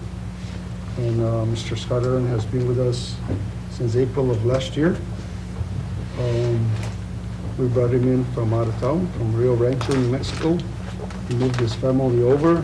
He's married to one of our residents here in Las Vegas, and well-known family. And I think that Scott Aaron has done a great job for the city of Las Vegas. I mean, he's probably the only city manager that is on a full-time salary basis for any municipality. Everybody else is subcontracted out. I think that when we hired you, Mr. Scott, we, Mayor and Council, had agreed during that contract that we would revisit your contract in a year's time period. We knew that we had brought you in low on salary. And is there any other discussion? So I can make a motion? No, sir. No. I'd like to go ahead and make a motion, Mr. Mayor, that we increase the salary for our city attorney, full-time attorney, to $130 per year. And I'll tell you that some of this has got to do with that Mr. Scott, I don't know if it's, if I should ask you, because if it's personal confidential information or not. About what? About benefits? Benefits, yeah. What's that? It's confidential. Okay, so then I won't go there. But either way, I would like to just go ahead and make the motion to increase his salary by $30,000. There's a motion on the floor by Mr. Montoya. I'll entertain a second. Second is wrong. Second by Mr. Ulibarri. Roll call, please. Councilor Rodriguez? Yes. Councilor Montoya? Yes. Councilor Romero? Yes. Councilor Olivari Jr.? Yes. I have a motion by Councilor Montoya, a second by Councilor Olivari Jr. Thank you, Mr. Mayor. Motion carries. Mr. Mayor. Mr. Scott, I would just like to thank you for your services. I know that in today's world, if you go hire an attorney, they're between $250 and $300 an hour. I hope I never have to hire one. But we thank you for your services. I know you've been overwhelmed with a lot of our requests, Mayor and Council, due to water litigations, personnel matters, different ordinances that you have upgraded within this last year that have been outdated or they needed renewed. A lot of tasks have landed up on your desk, and you have stood your ground, and I think you have a bright future with the city of Las Vegas, or, you know, if you choose otherwise down the road. But we really do appreciate your performance. Your evaluations came out good, and we move forward. We move this city forward. Thank you. Thank you, Mr. Mayor and Council. Thank you. Adjournment? Adjournment, I'll entertain a motion. Motion. There's a motion by Dr. Rodriguez to adjourn. Second? Second. Second by Mr. Ulibarri. Roll call, please. Councilor Romero? Yes. Councilor Rodriguez? Yes. Councilor Montoya? Yes. Councilor Olivari Jr.? Yes. I have a motion by Councilor Rodriguez, a second by Councilor Olivari Jr. Thank you, Mr. Mayor. Motion carries. Thank you. Thank you, Cassandra, for all your work. Thank you, Danielle. Thank you, Maria.